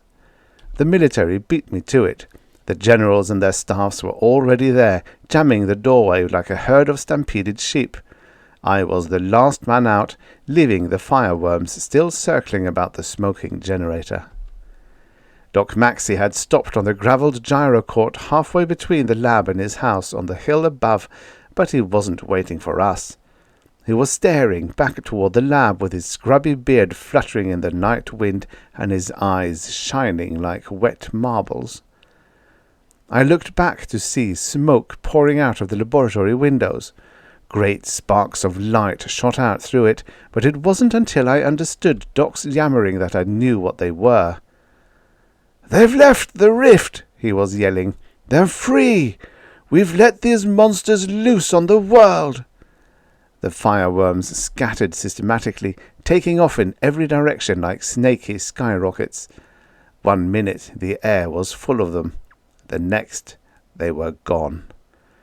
"This new dye tube came through when our strain bubble burst," I said, looking up at the shaft of vacancy dwindling away into the sky.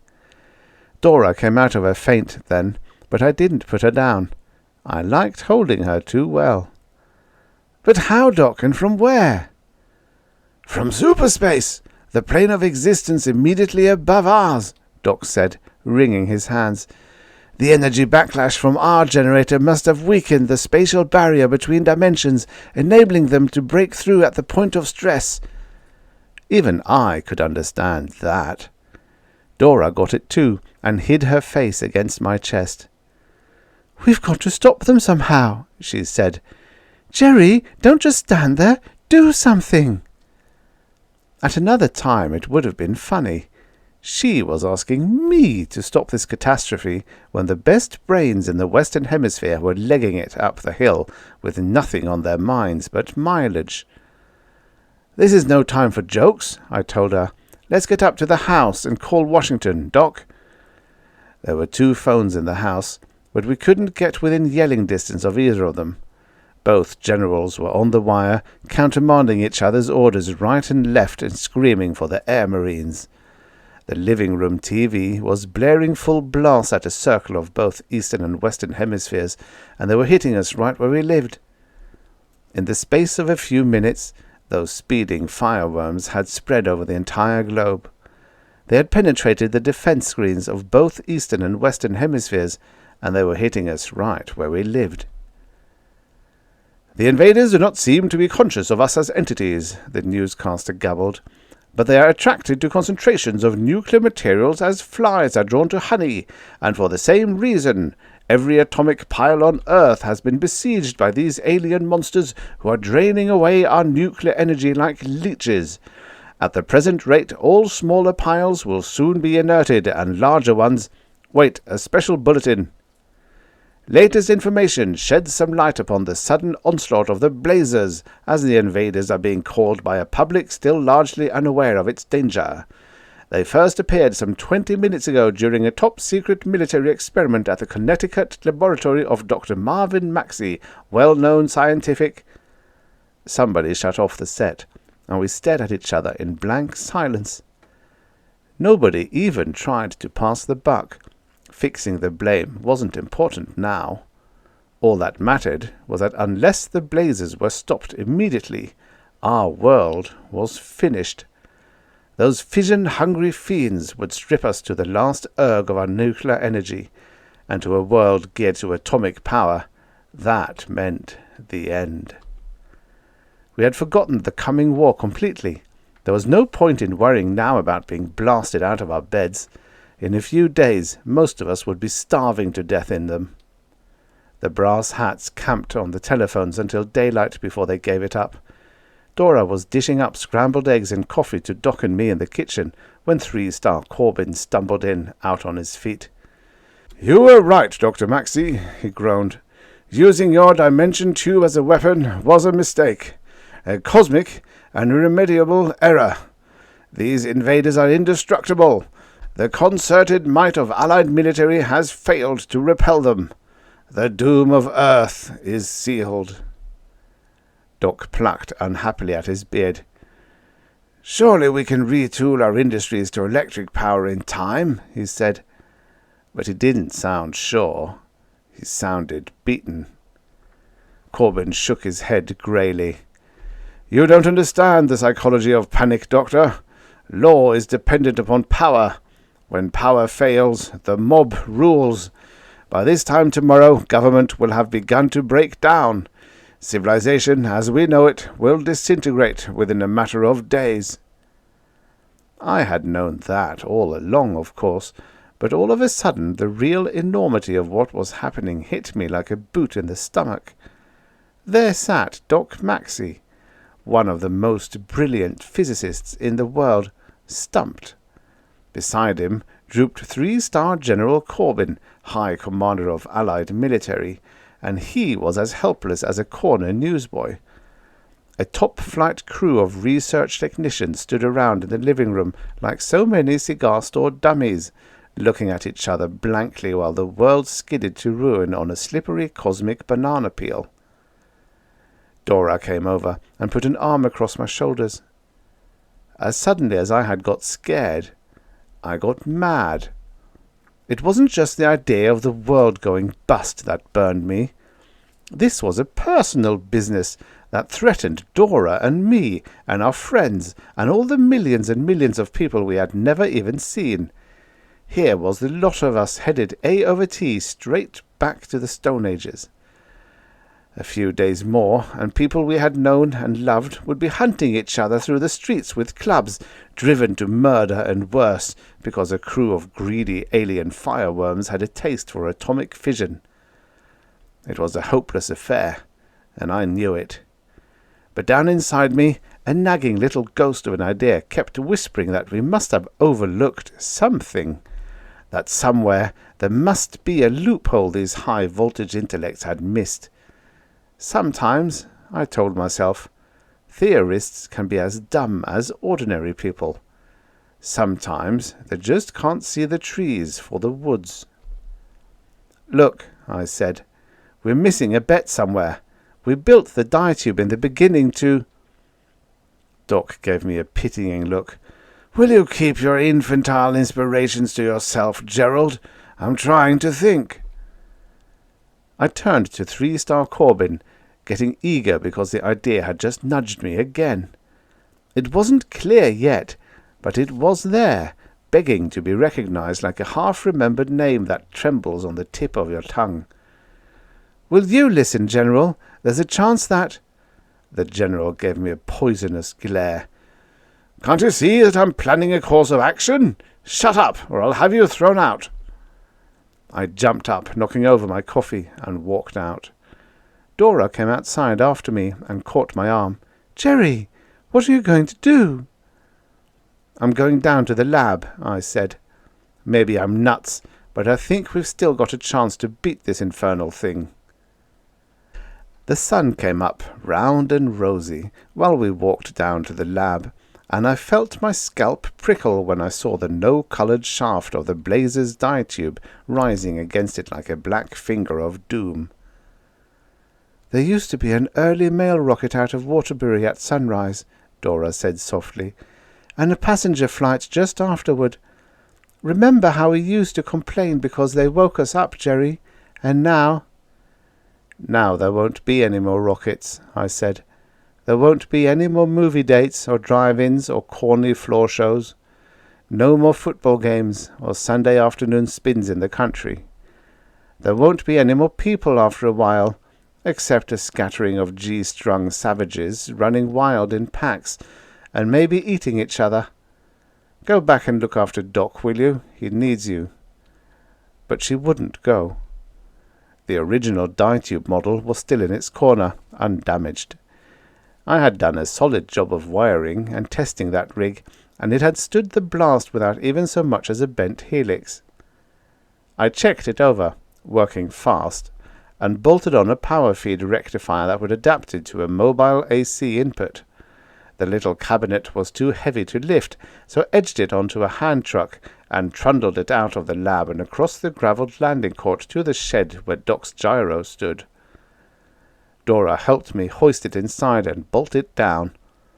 10 minutes later, when it was all set to go, I tried again to talk her into going back.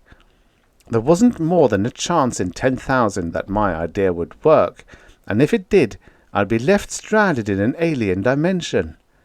And besides that, I should have saved my breath.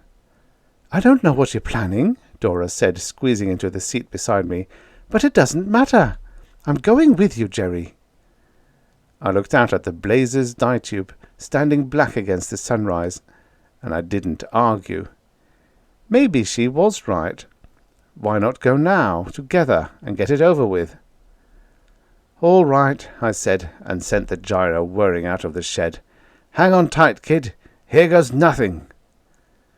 The MPs poured out of the house just as we took the air. I could see them yelling and waving their neuroblast guns, but there was no point in waiting. They wouldn't have listened anyway. The lab slid under us, and we shot straight for the big dye tube looming up ahead. Breaking into it made me feel the way the twisters looked, inside out, upside down, impossibly extended, and at the same time compressed to microscopic smallness in a vast, hueless infinity that lasted for I don't know how long.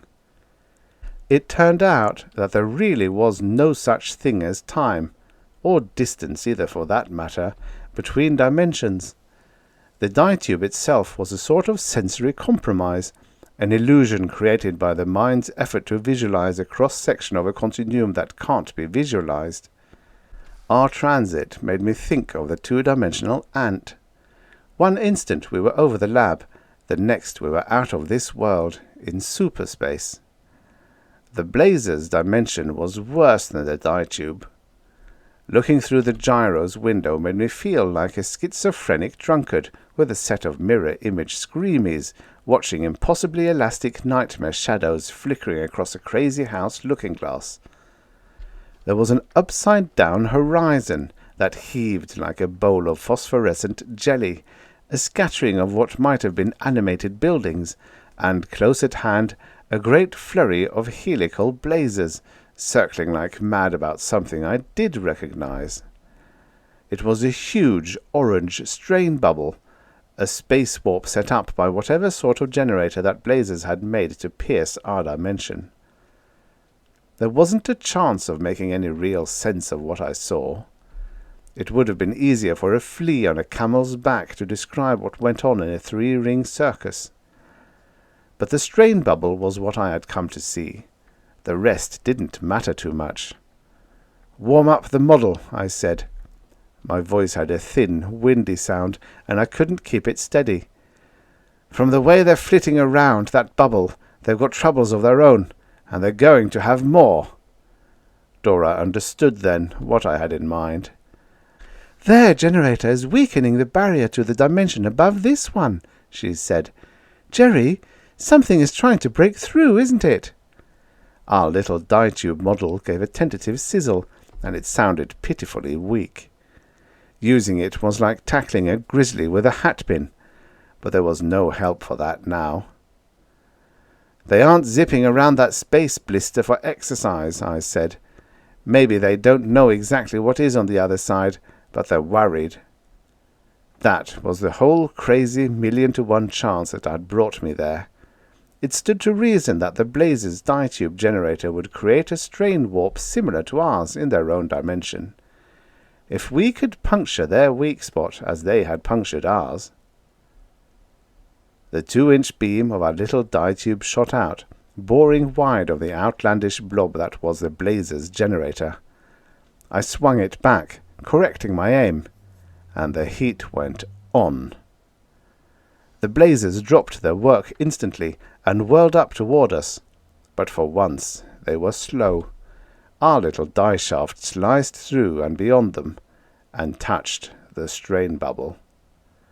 There was a searing flash and a soundless jarring concussion, and the thing went up in a blinding shower of orange sparks.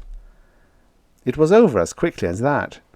The blazes swarming toward us whipped back to man the breach we had made, and they had unexpected reinforcements. They must have alerted their party on Earth already, because the wavering dye tube was suddenly crowded with returning fireworms zipping back home to superspace. I swung our gyro toward the fading dye shaft, gave it full throttle, and prayed. Dora was gripping my arm and crying something in my ear, but I didn't understand a word of it.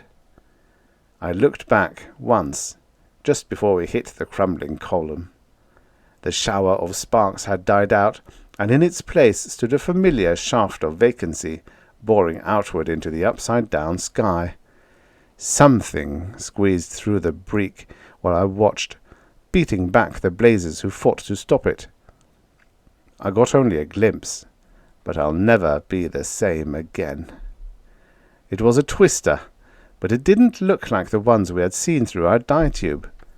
What we had seen then were only reversed projections, Doc Maxey said later, transposed cross-sections altered to something we could partially visualize with our limited senses. But this twister wasn't transposed, and it didn't look like an inside-out octopus. It writhed and swelled and radiated a dark, devouring coldness that snuffed out blazes like sparks against an ice cake. Other twisters may have followed. I wouldn't know. We hit the dye tube then, and at the same moment the blazes generator blew up with an appalling blast. The next instant we were sailing over a parched and blazing desert, a glaring waste of jagged lava that stretched away on every side through a shimmering haze of heat. Black basalt cliffs jutted up here and there, warped and eroded by scorching winds. Dora and I looked at each other dumbly. "We got away," Dora said. "But what sort of dimension is this? Where are we, Jerry?" It was a good question. Judging from the landscape, the collapsing dye tube could have shunted us straight into the ash bin of hell.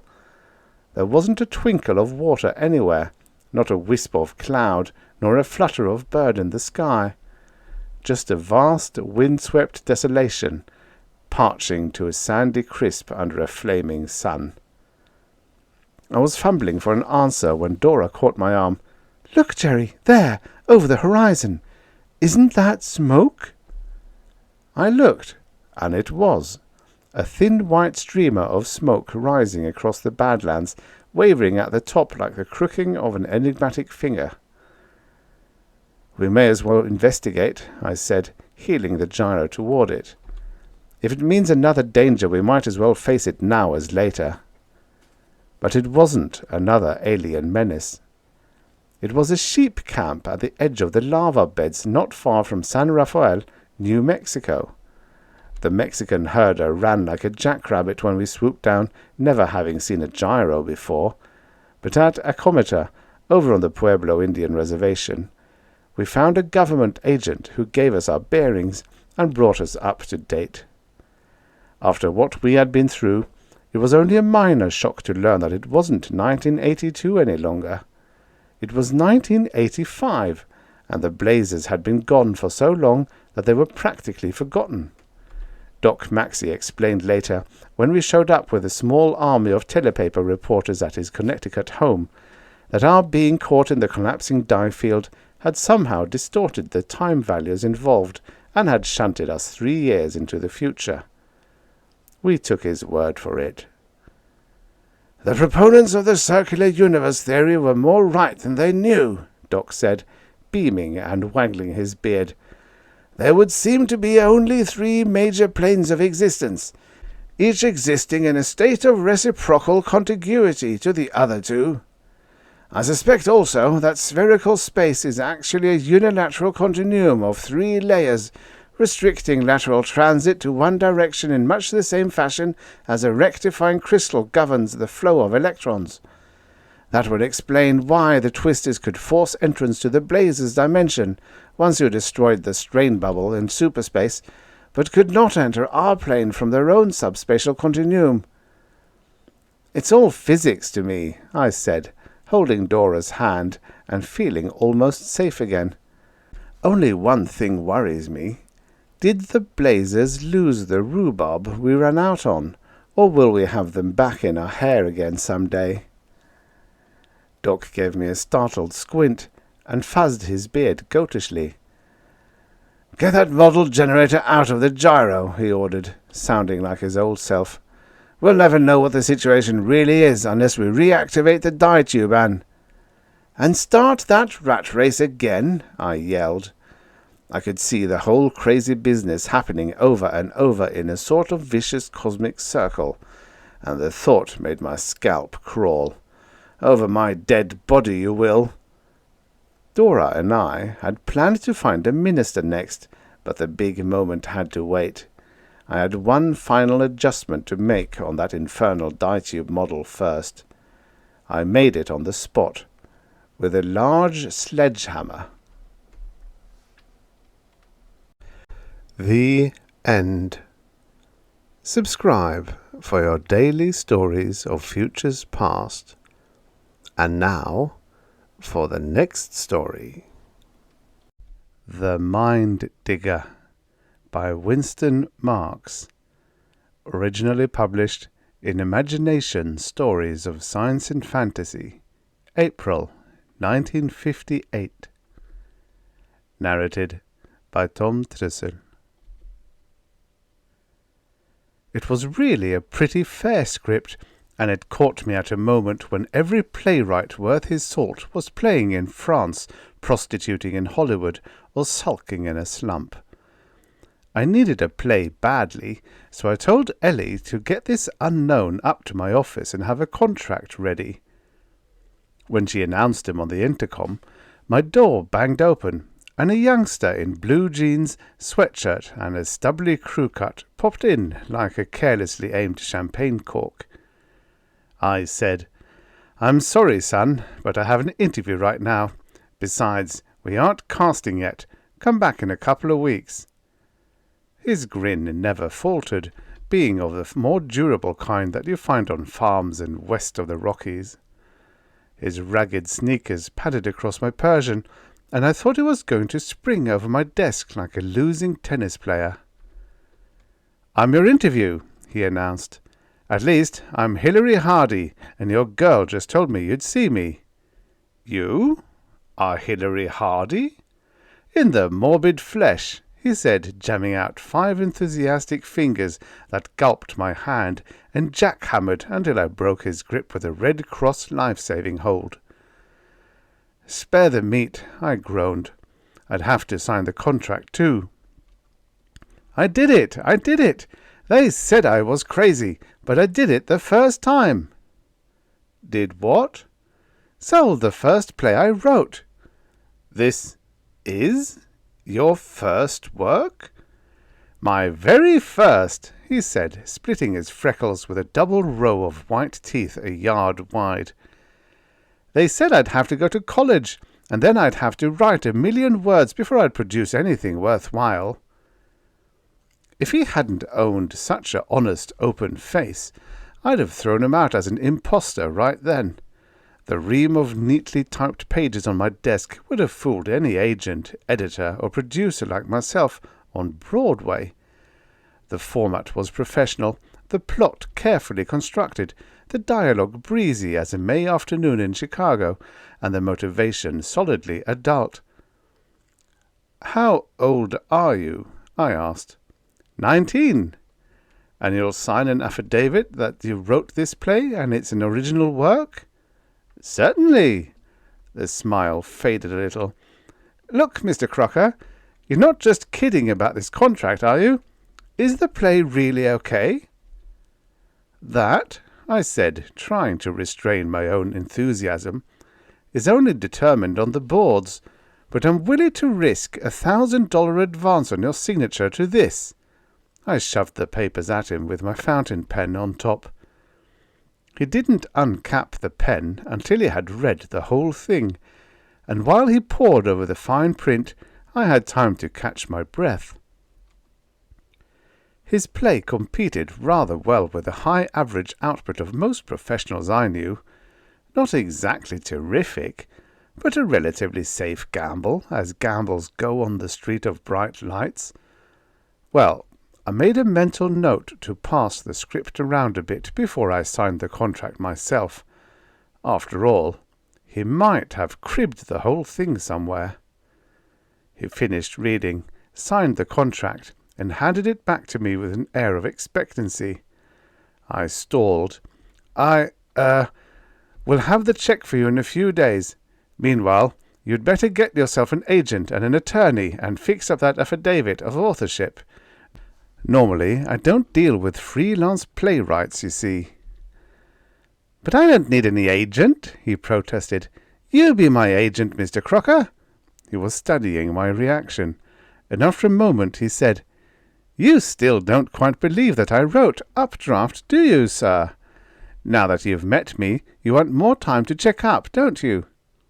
I said, "Frankly, yes, Hardy. Updraft is a mature piece of writing, and unless you are a genius, well, it's just business, son." "I don't blame you," he said, smiling that fresh-air smile. "And I'll admit I'm no genius, but I can explain everything. You see, I've read 38 books on how to write plays." "Tut," I said. "Format technique is just a fraction of producing an appealing play." "Perhaps," he admitted, "but I've memorized all 38 books. What's more, I've been reading and memorizing plays, novels, poetry, and history since I was 13. I have a storehouse of—" "Memorizing?"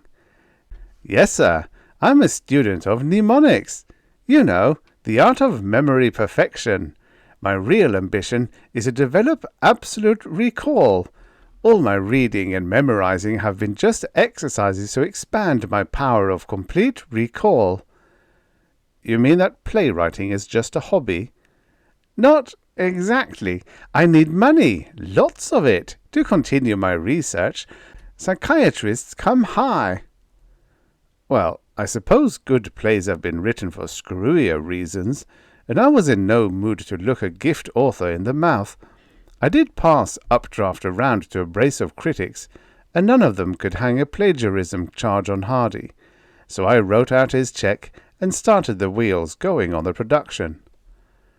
The boy prodigy dropped out of sight for the time being, taking no further interest in his brainchild.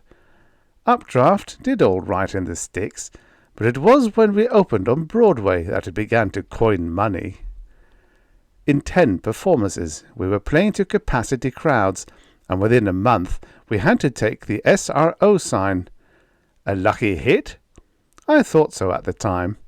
Updraft had a dash of humour, a bit of adventure, a dollop of romance, and a great little heart-tug at the conclusion, but damned if the critics could put their fingers on its money-making essence. They gave it pleasant little reviews and mild compliments, but no more. The cash customers, however, came and kept coming and kept coming. The morning after the 100th performance, I told Ellie to hunt up Hardy and see what he was doing about another play. I could stand to have another hit ready when Updraft petered out. That afternoon, my secretary reported, "He's in a sanitarium over in Hoboken." "Nuts! I knew he should have held back on his royalties," I exclaimed. "I suppose he's drunk himself into a—" "It's a mental hospital," Ellie said, "but Mr. Hardy told me he is just there for some experimental psychotherapy. He sounded quite normal and cheerful." Hilary Hardy showed up next morning at my request, and he did, indeed, appear in good spirits. I demanded, "What's this business of locking yourself up in the loony bin? Don't you realize that's bad public relations?" He chuckled. "I thought of that, so I'm going under an assumed name. Your girl said you had something very important to tell me." "Sure. I want another play," I told him. "Updraft won't run forever, you know." Oh, I have plenty of money now, so I won't have to bother. The people at the sanitarium have become interested in my project, and all I'm spending is board and room there. Thanks to your royalty checks, I've got quite a pile in the bank." "Won't have to bother?" I yelled. "Here I launch you on Broadway, and that's all the gratitude I get. Now's the time to cash in on the reputation of your first play. It's setting attendance records." "Sorry, Mr. Crocker," he said. "I'm in a critical stage of my experiments. I just can't afford the time at the moment." "Experiments! Experiments! What is this business?" He brightened. "Would you believe it? I've contacted memories back to 3 months after my birth, and at this rate I'll reach birth itself within a few weeks." I shuddered. What a nasty ambition. "What's the percentage?" "You don't understand," he said, warming to his subject. "The further back I go, the more nearly I approach total recall. At present I can contact any memory in my experience back to 6 months, day by day, minute by minute. I can run off those memories like coloured movies, recalling every sight, sound, smell, feel, and taste." "So what happened earlier than 6 months that's so important?" "Probably nothing of great interest," Hardy granted. "But the further back I go, the more intense is the reality of all my memories. For instance, right now I can return to the day, hour, minute, and second I went to school for the first time. I can remember the look on the teacher's face and hear the screams of 26 kindergarten kids. I can smell the freshly oiled floors and the newly painted walls. I can feel the wart on my mother's finger, the one I was holding on to for dear life." The almost fanatic glow in his eager young face impressed me. Realism of memory. Could that be the essence of his successful first play? Did his down-to-earth touch account for Updraft's surprising audience appeal? I pleaded, "Don't let me down now, Hilary. I gambled thousands of dollars on your first play. If you can repeat, we'll both enjoy an even better payoff. Besides, have you looked into what your taxes will be?" "Taxes? No, I really haven't, but I'm sure I have enough to last another year. Sorry, Mr. Crocker, maybe later, but right at the moment—" His broad-shouldered, lean, athletic form drifted through my door and was gone. 2 weeks later, Paradisiac arrived, typed on foolscap, uncorrected, with pencil notations and coffee spots on it, but it was bylined Hilary Hardy, and after a single quick scanning I was overjoyed to pay the expense of transcribing it to more durable paper. The play was powerful, witty, and emotion-stirring. It was a work of art. And on the last page was scribbled in the border, "I looked into my tax bill and found you were right. I'm almost broke after Uncle Sam takes his cut, so here is the play you asked for. Hope you like it. Signed, H.H." There was a P.S. "Expect to hit birth this week." When I phoned him at the sanitarium, asking for Sam Buckle, the name he had left originally with Ellie, he refused to come to the phone. So I wired him, "Quit worrying about taxes. I accept your earlier offer to be your agent as well as producer. Good luck on your experiments." Paradisiac was much too good to hold for the closing of Updraft. Indeed, the first play was showing no signs of weakening, so I began rounding up talent outside the original cast. This was a cinch. Meredith Crawley finished Act 1, Scene 1, and accepted the male lead without turning another page. So did Alicia Pennington, even though it meant giving up a personal appearance tour to publicize her latest Hollywood release that was supposed to win her an Oscar. Not that I had to go after talent like this to put Paradisiac across. It was so potent, I believe I could have made it a hit with a cast out of a Burlicue review. The season was getting late, so I did the unthinkable. I cut normal rehearsal time in half and slammed it at the big town without even a trial run in the back country. Nobody connected with the show objected, not even Heck Blankenship, my publicity manager. In fact, it was he who suggested the sleeper treatment. With nothing more than last-minute newspaper notices, we opened the box office to a completely uninformed public, and did it knock the critics for a loop.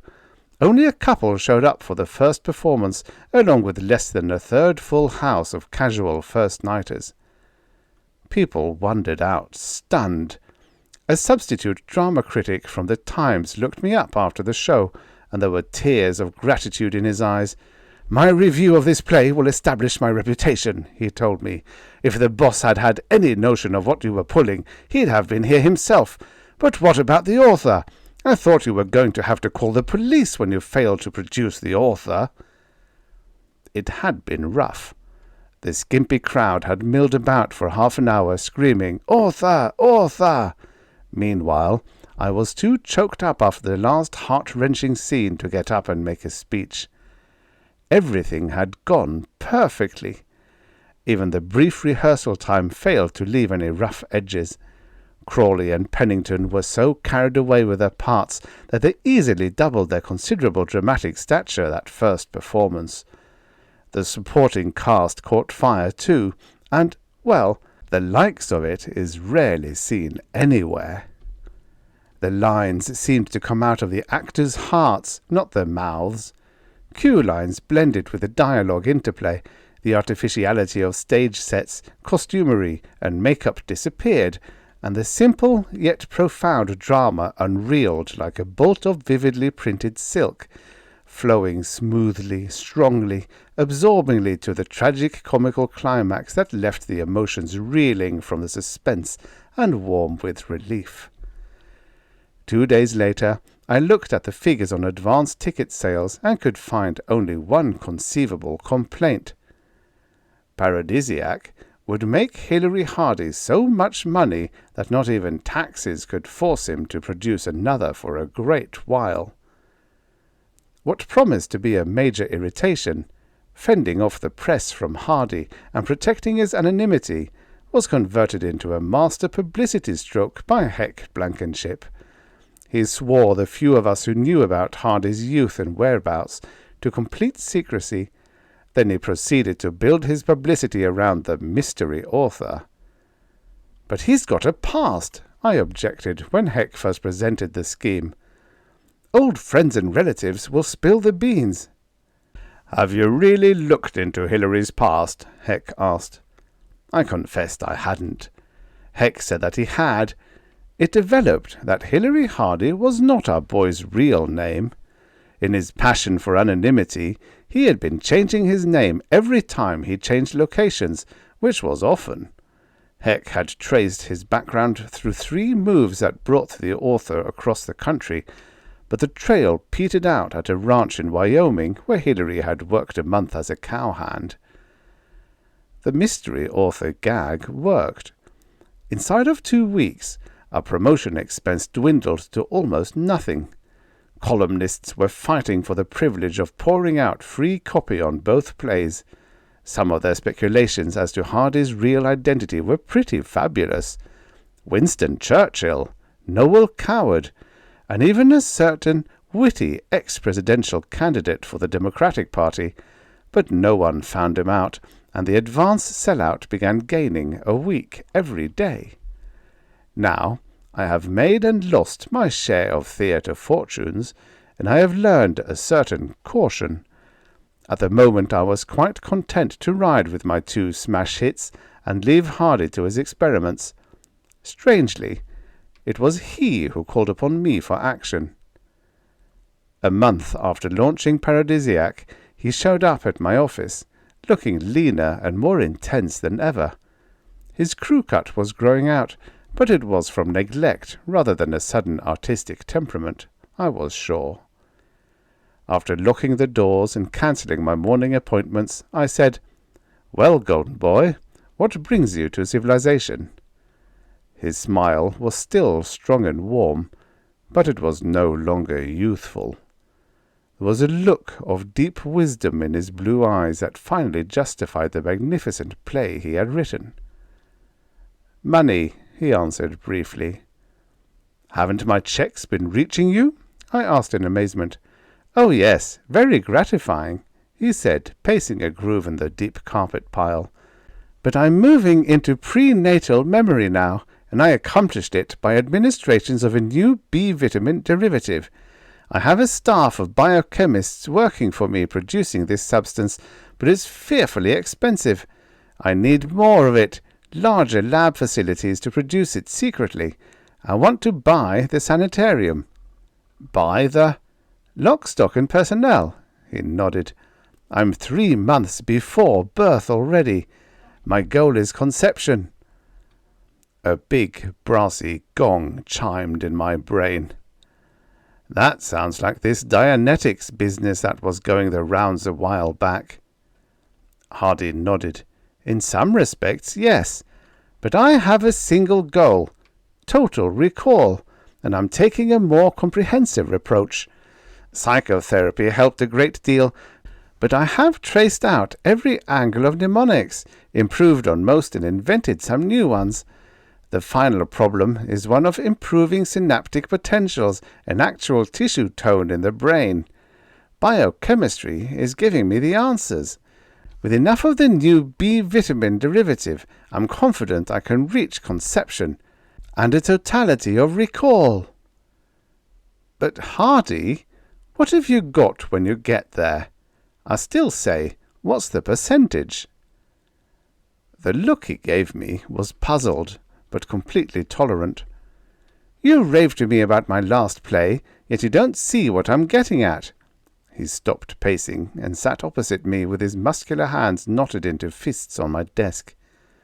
"George," he said with quiet intentness, "I will be the first man since creation to have the full potential of his brain at his creative disposal."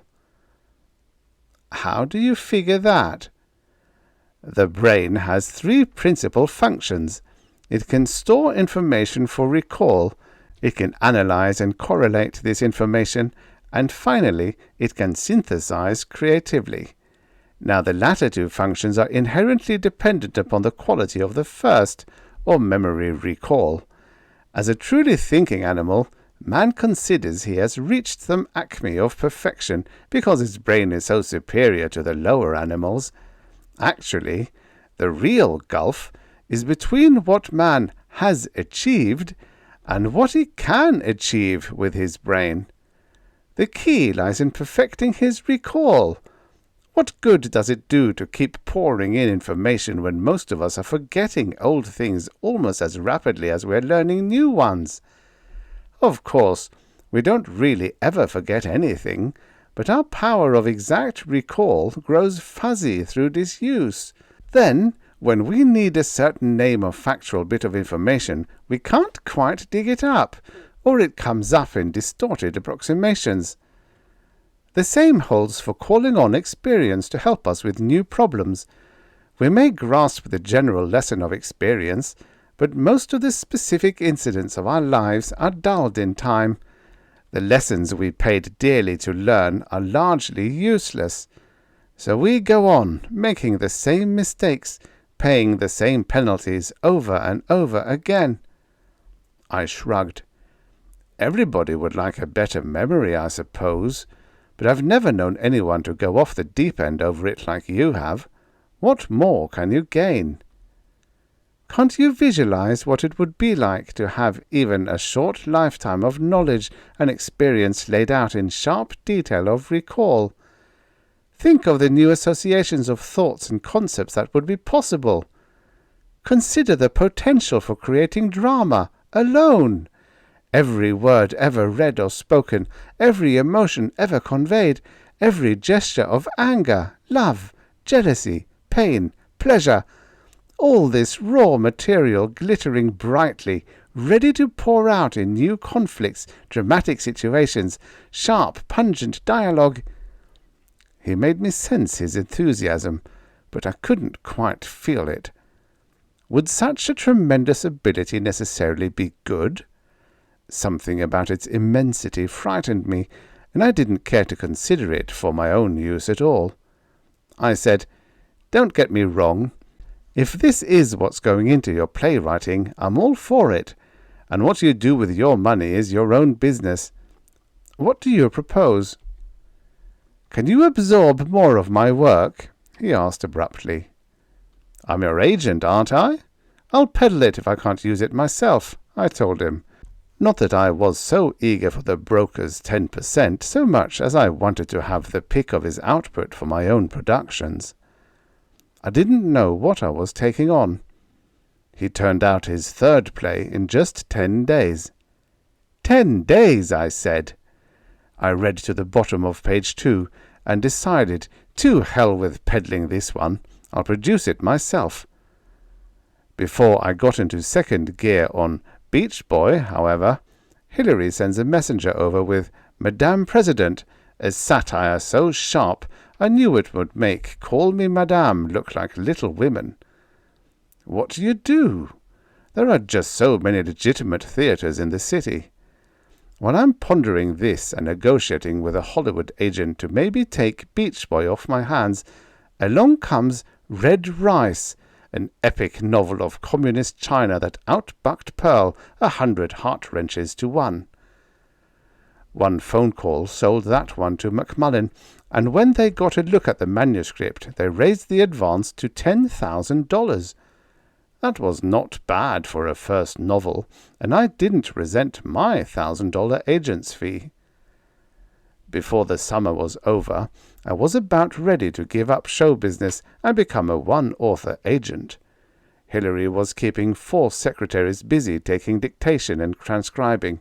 He never researched, never revised, never even glanced at the copy. I've known some prolific writers, but none could grind it out like Hilary Hardy.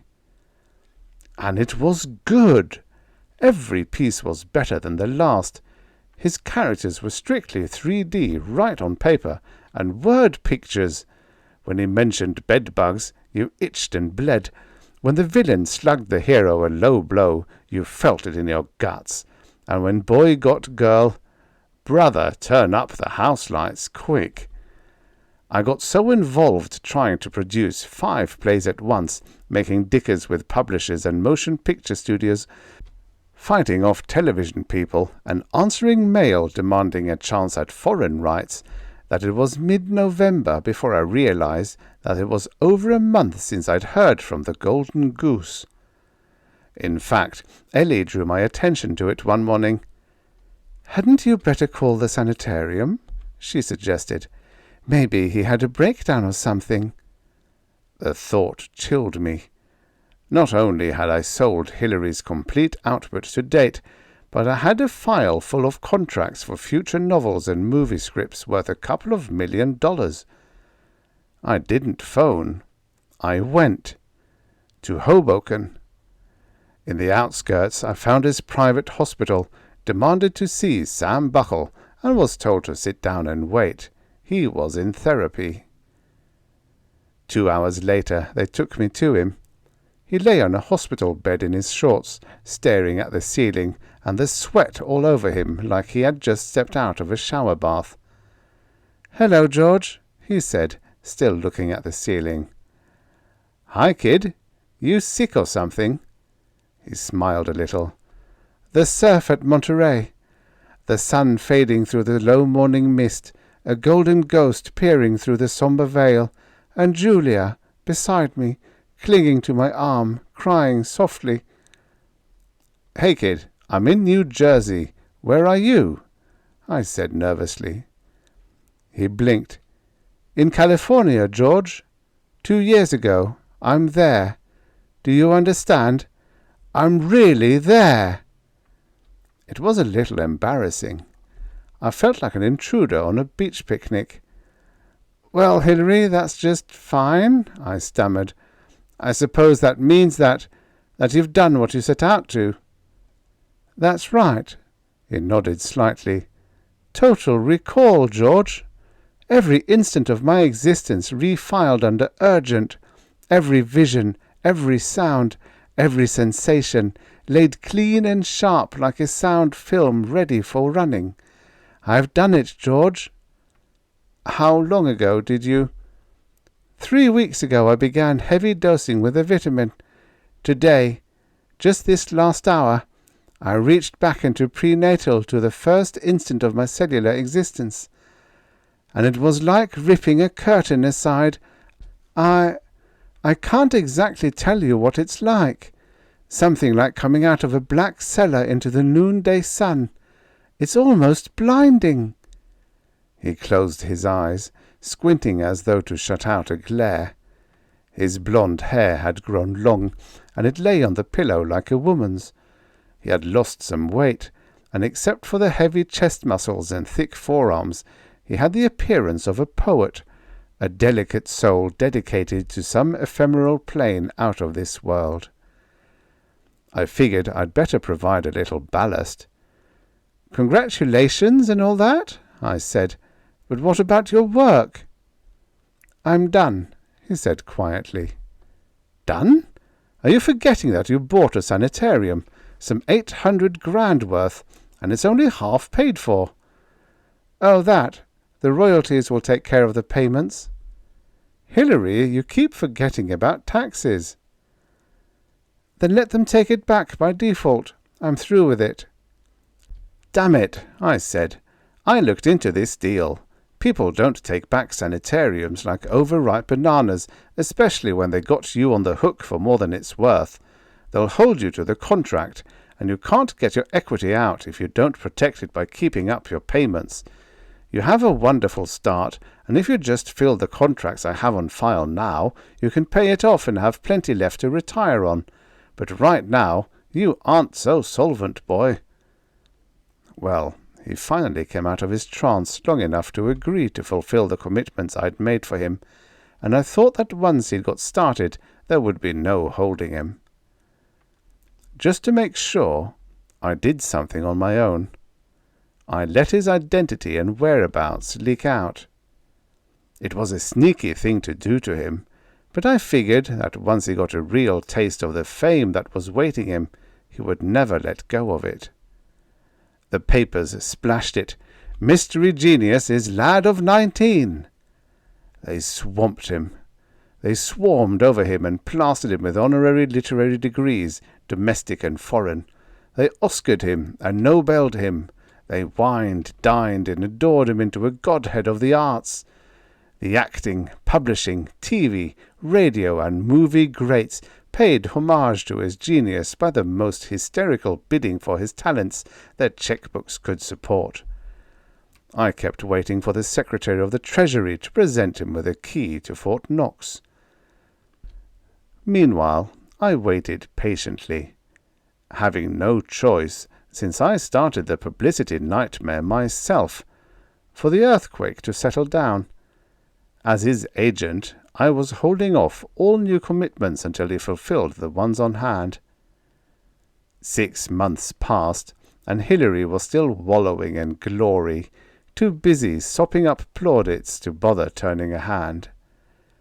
Finally, I sent a goon squad after him and dragged him to my office. He arrived in a $400 suit and a $50 tie. Each cuff was decorated by a diamond link and a Hollywood starlet. I shooed out the excess and came to the point. "Recess is over," I said gently. "Now we settle down for a few months of patty cake with your secretaries. They're here in my offices now, where I can keep an eye on things, okay?" He grinned his old happy smile, and some of the dewy glaze seemed to peel from his eyes.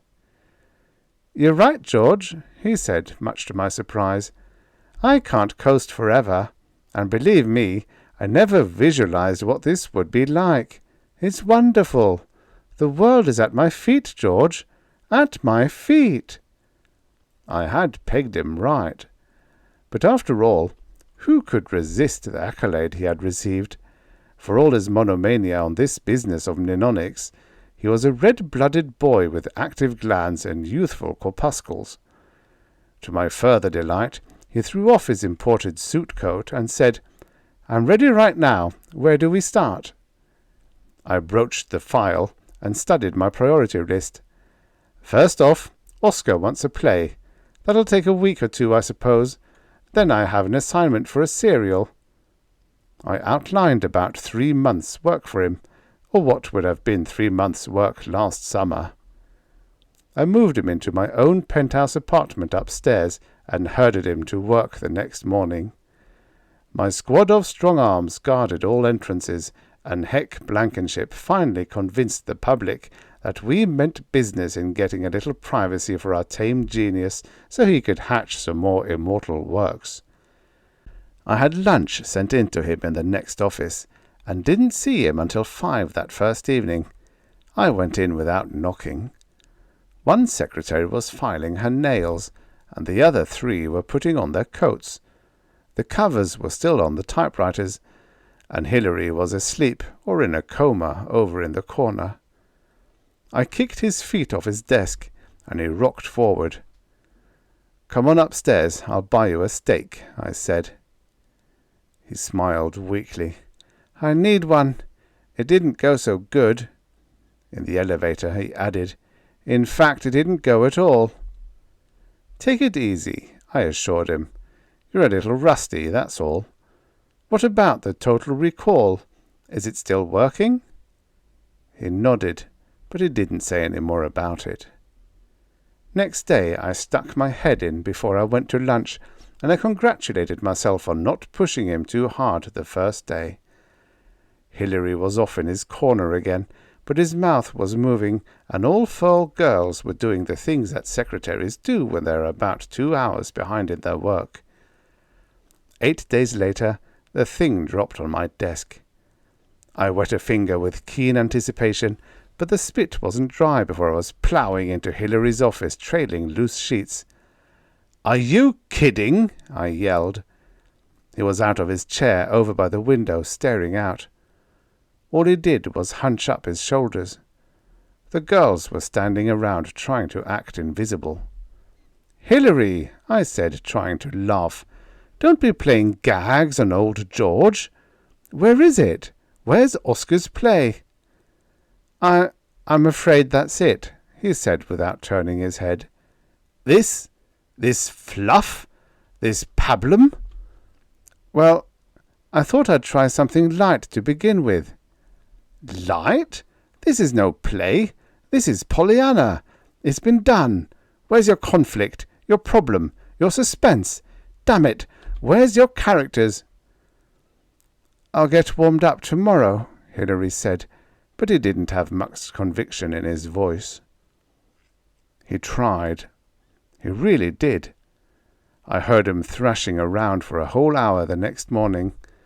By afternoon he was on his way to the hospital in an ambulance with 2 men holding him down. All I could get out of the doctors was complete nervous breakdown. I finally found a hard-up intern and bribed him to spy for me. He reported that Hilary had the whole staff stumped. He was acting more like a dope addict with withdrawal symptoms or a drunk with the DTs. I got in touch with Hilary's sanitarium. The head psychiatrist was in Europe, so I cabled him and flew him back. He took over, and pretty soon I had the word I dreaded. "Your wonder boy will recover," he told me, "but that's a wonder in itself. I presume he told you of his experiments to achieve total recall?" I said yes. What he probably failed to tell you was that we all tried to dissuade him. That he didn't mention, but I worried about it. "Yes, well, you might have. Well, Hilary Hardy succeeded in stripping away the last remnant of protective insulation in his memory. He exposed himself not only to its full factual content, but also he lay naked every past emotional upset, every pain, fear, dread, and sorrow he had ever experienced. It is no longer possible for him to recall an experience and ponder it objectively. He relives it." "Yes, I get that," I said, "but what so—" "Did you ever hit your thumb with a hammer?" the doctor with a traditional grey goatee interrupted. "Sure, a couple of times." "Ever lose a sweetheart or have a loved one die?" I nodded. Suppose that to even think about such experience you had to endure all the actual physical or emotional pain of the original incident, the crushing blow of the hammer, the heartache and tears of your loss, and suppose further that you were trying to write a play, and in order to bring genuine emotion into it, you forced yourself to endure these pains and emotional stresses minute after minute. God, I said, but you said he'd recover. In a few weeks, yes. Gradually we will reduce sedation until he can control his memories again. But never ask him to write another dramatic work. Another attack like this one could drive him irretrievably insane. It wasn't too hard to understand. After all, what is creative writing but setting down little bits of yourself? And the demands of literature are for human problems, conflicts, struggles. Young as he was, Hilary was no different from the rest of us. Sure, he was full of reading and second-hand bits of business, but he dug deeply into his own private pot of pain for his genuine dramatic effects. And where others dig with a long-handled ladle, Hilary dipped with his bare soul, and he got scalded. Getting him well and keeping him that way was a matter of putting the lid back on the pot, so to speak. Nobody ever invited him to write another word. I saw to that. He's still with me, because after he went bankrupt on the sanitarium deal, he had nowhere to turn. After taxes and the rooking the real estate boys gave him, his royalties were tied up for years to come. He did get better, though, and he even works a little. Turns out scripts for mild little comic books, the honey bunny type that are approved by parent-teacher censors. They don't sell very well. No conflict. No guts.